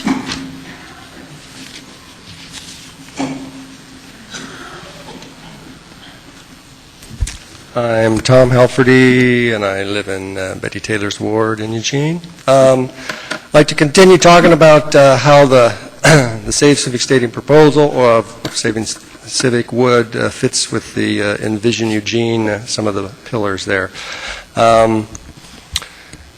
The biggest fit, best fit, is really the first pillar of providing ample economic opportunities for all community members. We're talking about a regional and community sports complex, sports and recreation complex. Soccer is really big with the folks younger than myself, although I've been a soccer coach. For kids, it took me a while to figure out how it all worked, but it is the folks in their 20s and 30s grew up with soccer. Men's and women's professional soccer will draw lots of folks from the whole region, from Cottage Grove to Junction City, even beyond. I think it will even be bigger than the M's was. And a women's team, if you view the women's U of O basketball, often they do better and attract more. I think there'll be, for the women's team, I think there'll be, may even be more support than for the men's. Now with this also new proposal of football developmental team here, that adds another, that would be three major sports things that would bring people into the area.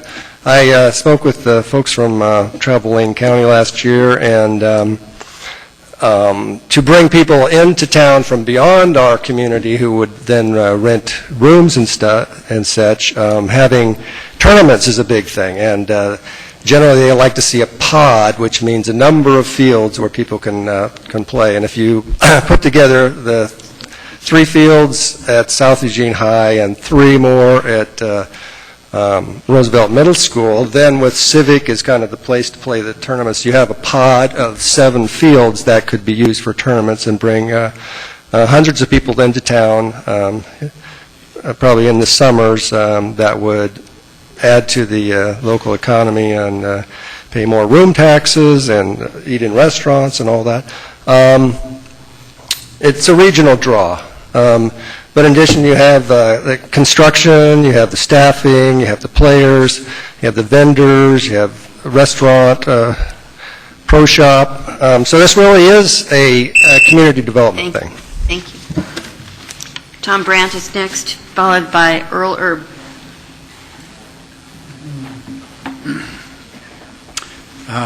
My name is Tom Brandt. I've been 40 years in the hills of Marcola, out of Marcola.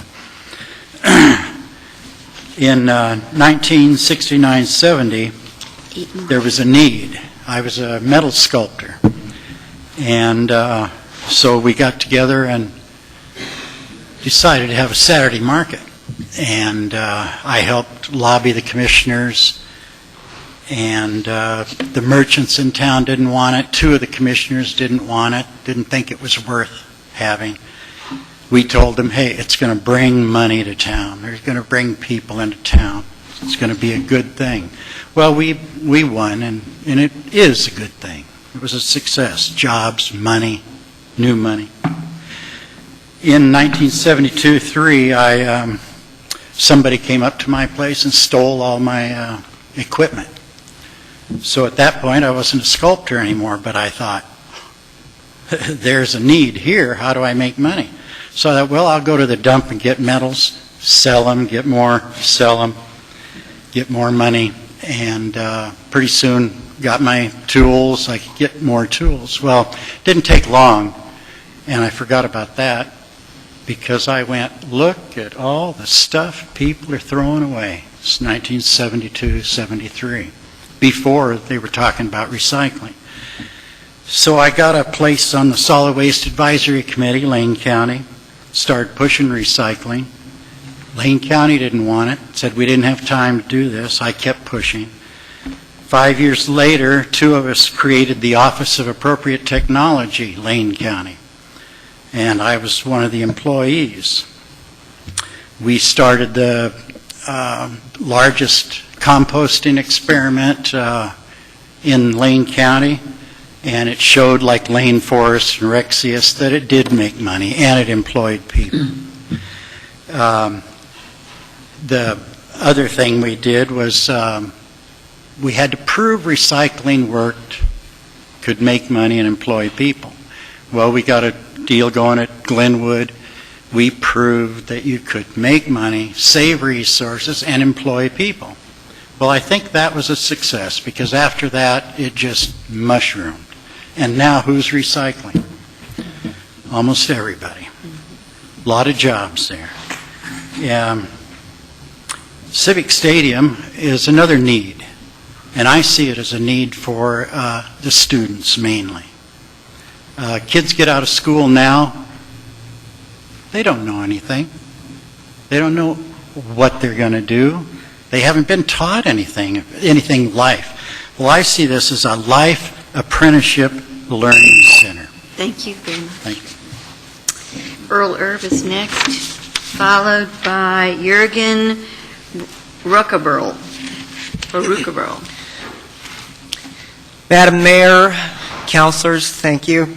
My name is Earl Erb. I live at 981 West 8th, number 12, Eugene. I am speaking on behalf of the Professional Developmental Football League. The PDFL is interested in playing at a new revamped Civic Stadium.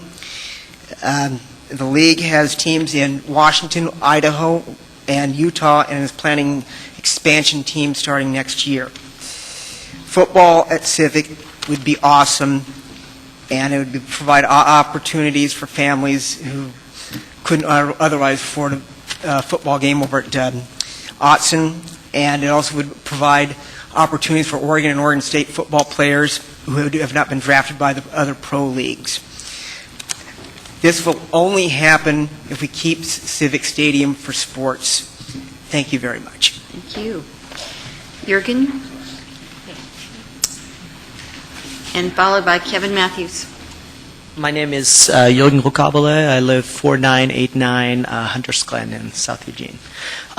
There's been a lot of talk tonight about soccer, and so I'm here to represent the soccer community, which is a largely kid-based community, and I think tonight there was a lot about talk about economic development, and but the kids really have not been really represented, and so I'm running a soccer club with 500 soccer players. I've coached in kids sports that has thousands of soccer kids, and I also coach at South Eugene High School that has 3 boys and 3 girls teams.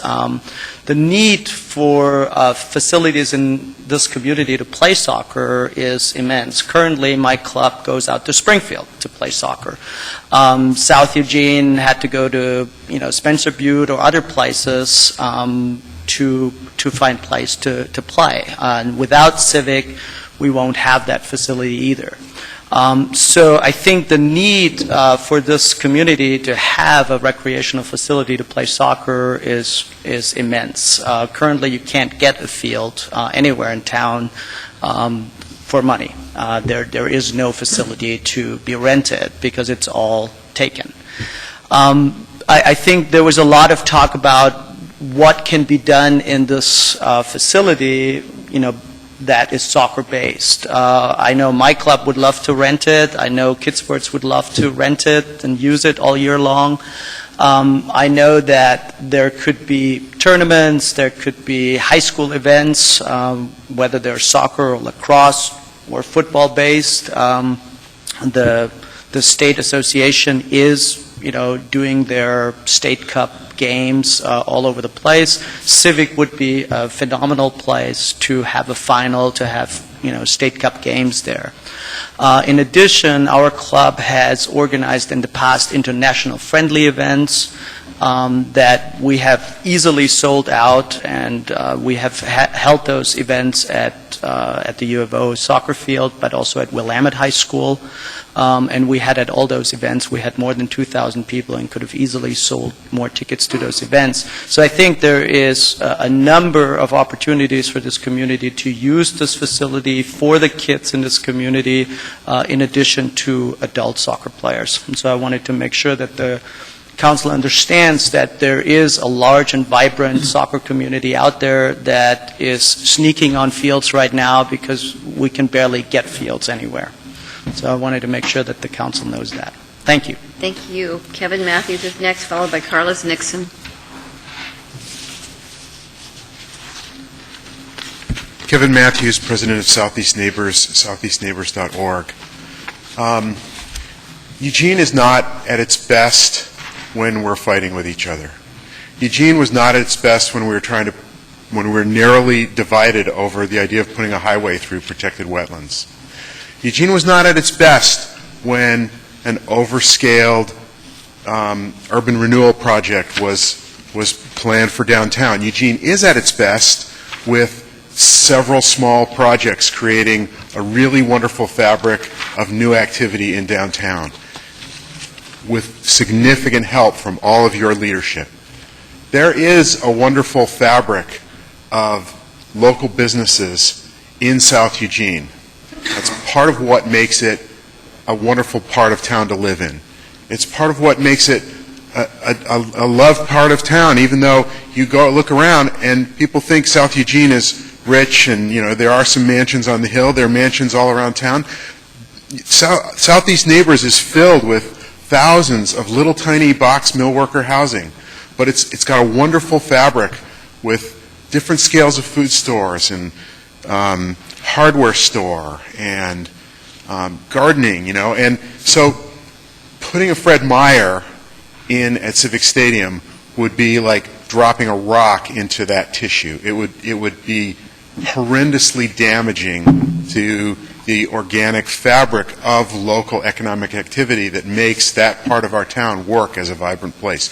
We want to have that kind of vibrancy throughout our town. We don't do that by dropping a rock and tearing it apart in South Eugene. The idea of having to choose between saving one of our gems, and yes, I agree with the architect who spoke earlier that Eugene has many gems, but we don't have so many gems that we can afford to discard them. We need to preserve our gems. The idea of making a choice between this gem of Civic Stadium and the kind of hub of renewed vibrancy that it can be, and a more vibrant, renewed YMCA, choosing between those, that's an institutional absurdity. There's the site accommodates both those things, or other variations can accommodate both those things. But Civic Stadium can really only be itself in that one place. It seems that this is another one of those places where your leadership can help the community be its best. So please press onward and be brave as you are and make that happen. Thank you. Carlos Nixon is next, followed by Cheryl Engelbert Scott. Hi, my name is Carlos Nixon. I live in West Eugene in Chris Pryor's ward. The Save Civic Stadium speakers before me have been very articulate and made some impressively specific proposals. I'd like to add my voice to support them, and I can't say in quite such clear detail what can be done, but I do know a few things. They're pretty basic. Whatever the future purpose of this area is, it should be something available to all the citizens of Eugene for their activity and health. Given its origins, selling it to just any bidder to raise dollars for schools is just not good enough, no matter how desperately those dollars are needed. It shouldn't be used for a Fred Meyer. I'm sorry, that's just silly. The area already has sufficient excellent local shopping. We don't need or want a central big box, indistinguishable from any other in the country, with a big baking blacktop surround. What is in this large central space should have a uniquely Eugene flavor. The world is becoming homogenized. More and more, you get off a plane and you find the identical world of chain businesses wherever you land. It's awful. The stadium is charmingly authentic, not sleek and ubiquitous. Let's keep it. Let's keep the open space available, the recreational function, the availability to all, and the uniqueness of flavor for the citizens of Eugene. Thank you. Thank you. Cheryl Engelbert Scott is next, and then I've got Beverly, which I can't read the last name after that.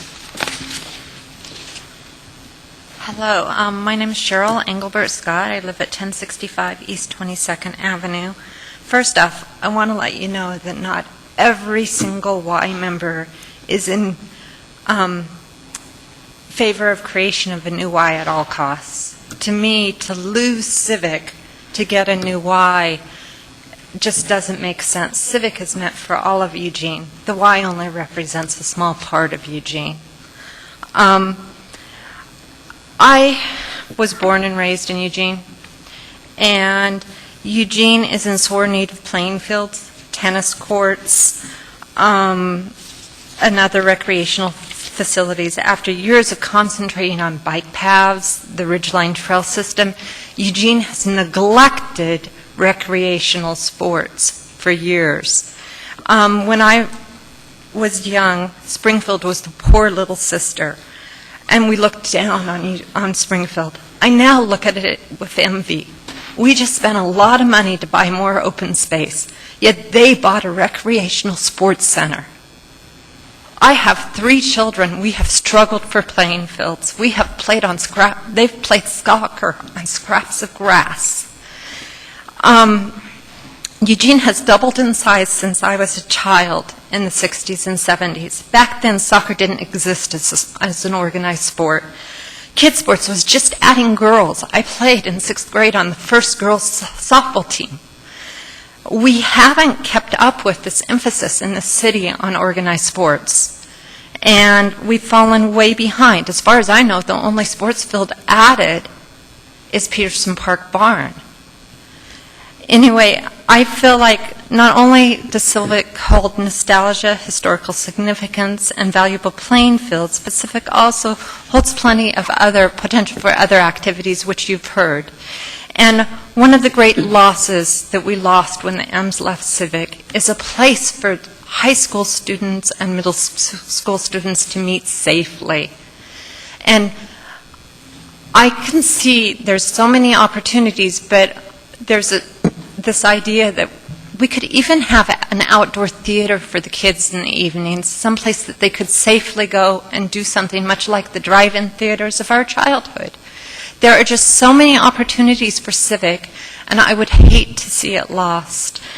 And I feel like I personally yearn for Eugene to come together. I'm really tired of reading about all the fighting, and I feel like we can come together at Civic and really create something special for this community. Thank you very much. Thank you. So, Beverly? That Beverly. I was couldn't read your really last hungry name. when I signed that, or you're really tired. I would like to, my name is Bev Smith. I live at 2150 Onyx Street, and I'm currently employed as the Executive Director of Kids Sports, which is a nonprofit in this city that is the community's leader in the development and delivery of team sport and youth sport activities for children. Neither I nor Kids Sports really has a dog in this fight, but we have really great hopes that the city will become involved and invested in how this land is used for the city of Eugene. Because we don't have an athlete in this race, I can't really speak to financially or supporting or backing any of the three proposals, but I can tell you we have many children, many kids, and many families of these children who are looking to find places to practice, to play, to be safe, and to have fun. And as you've heard other speakers, I'm speaking on behalf of seeking your guidance to get us to the point where we will have this open space for our children.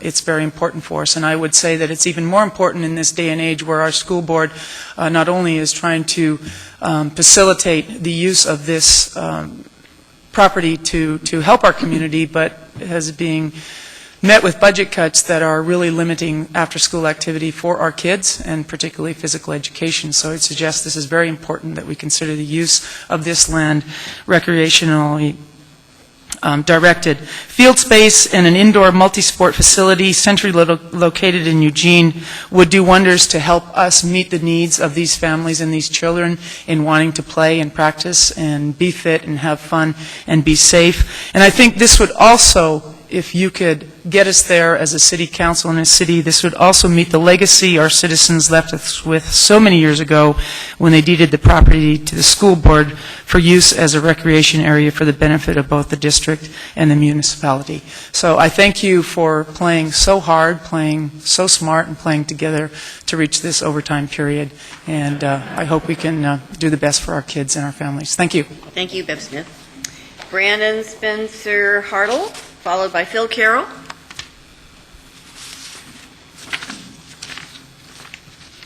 My name is Brandon Spencer Hartle, 795 Willamette Street, Eugene. I want to thank Mayor Piercy, the council, and staff for being here tonight.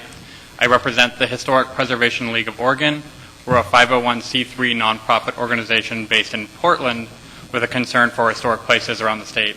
We recently had several residents of Eugene nominate Civic Stadium to our most endangered places list, and while I can't let the council know yet whether or not that will be listed, we do have an announcement in late May. What that means that it was nominated means that it's up against the ranks of other significant buildings around the state that have a place in Oregon and really tell Oregon's story, but are threatened at the last minute. And so our organization has a stake in this building, and what we want the council to remember tonight is that this place matters. Thank you. Thank you. Phil Carroll. There he is. And the last one is Mark Callahan. Phil Carroll, 1054 Van Buren Street, father of two 4J students, and I'm here tonight to urge you to hang in there to keep working on this. I think it's a very worthy goal. I was the Planning Commission representative to the Historic Review Board when the Historic Review Board forwarded their recommendation to the state to have Civic listed on the National Register, and of course that was affirmed at the state level and then at the national level. One thing I learned in my 3 years on the board was that history isn't so much about the places or the objects, it's about the stories we tell. And in a way, this is not easy tonight, but it's kind of exciting to be part of this story. We heard earlier a quote from George Bernard Shaw about the past and the future, and I'm sure he said something apt about what we're talking about tonight, but that quote was not it. Firstly, because we're not talking about merely remembering the past, we're talking about binding the past with the future. We're talking about capitalizing on a community investment, about continuing a wonderful story and being part of that story. Secondly, of course, it's senseless to talk about wisdom without being informed by the past and appreciating what has come before. I know that some of you have been reluctant to jump into this with both feet. The property is owned by 4J. It's not your jurisdiction. I know that 4J wants to move with great expediency, dispose of this property. It's not necessarily central to their mission, but I think if these positions are true, it's only in a very narrow administrative sense. I think there's plenty of room for more imagination and more activity. I, for one, would like to see you take on an educational role and to teach by example, and despite some minor difficulties, do the right thing. Thank you. Thank you. Mark Callahan. Good evening again, members of the City Council and Mayor Piercy. It almost says school board there. My name is Mark Callahan. I'm a father of 2 daughters in the 4J School District, and I live at 3621 Malon Avenue, Eugene. I'm here tonight to advocate for the Save Civic Stadium proposal being considered by the 4J School Board. I would like to begin by telling you a personal story. My grandfather, Ray Steele, and I used to go to Emeralds baseball games at Civic Stadium. Being from a single-parent home with only my mother, my sister, and I growing up without a father, my grandfather was the only familial male role model that I had. We bonded during the summer games. I liked going to hat night and bat night. I remember carrying my grandfather and I's red aluminum and foam padded baseball seats up the ramp, up the blue stairs, through the tunnel, to sit behind the home plate net, halfway between the field and the press box with my grandfather. With my grandfather now deceased, all I have is memories. We would even go to Arby's after the game for the buy one, get one coupons that we had on the back of our ticket stubs that we would share roast beef sandwiches. Again, all I have is the memories. While I believe that small business is a very important part of our community and at the heart and foundation of our community, Civic Stadium is a part of our local culture. The current 4J board would have us believe that it is better to sell it off now for tangible financial benefits gained in the short term, rather than to embrace the intangible benefits of keeping the stadium intact as part of our shared history and shared culture. I know the M's have moved to PK Park currently, but I know that I and other members of the community have spoken and at least want to have the choice and opportunity to share in that history and the mystique of Civic Stadium with our children in the future. Civic Stadium is a nationally registered historic place. To conclude, and I can't believe I'm saying this, but the Save Civic Stadium proposal is actually something I agree with Councilor Brown and Mayor Piercy on. A very, very, very, very rare occurrence indeed. Thank you. Oh, we'll savor the moment, Mark. Okay. I'm going to close the forum. And thank you all very much for being here, and thank you for hanging out with us till almost 11 o'clock at night to be heard. I want to say on the part of all of us that we know that all 3 proposals are very earnest, and people have cared deeply about them, and we appreciate you being here. Thank you very, very much. Thank you. Do you want to say something? I don't have it. No, not you.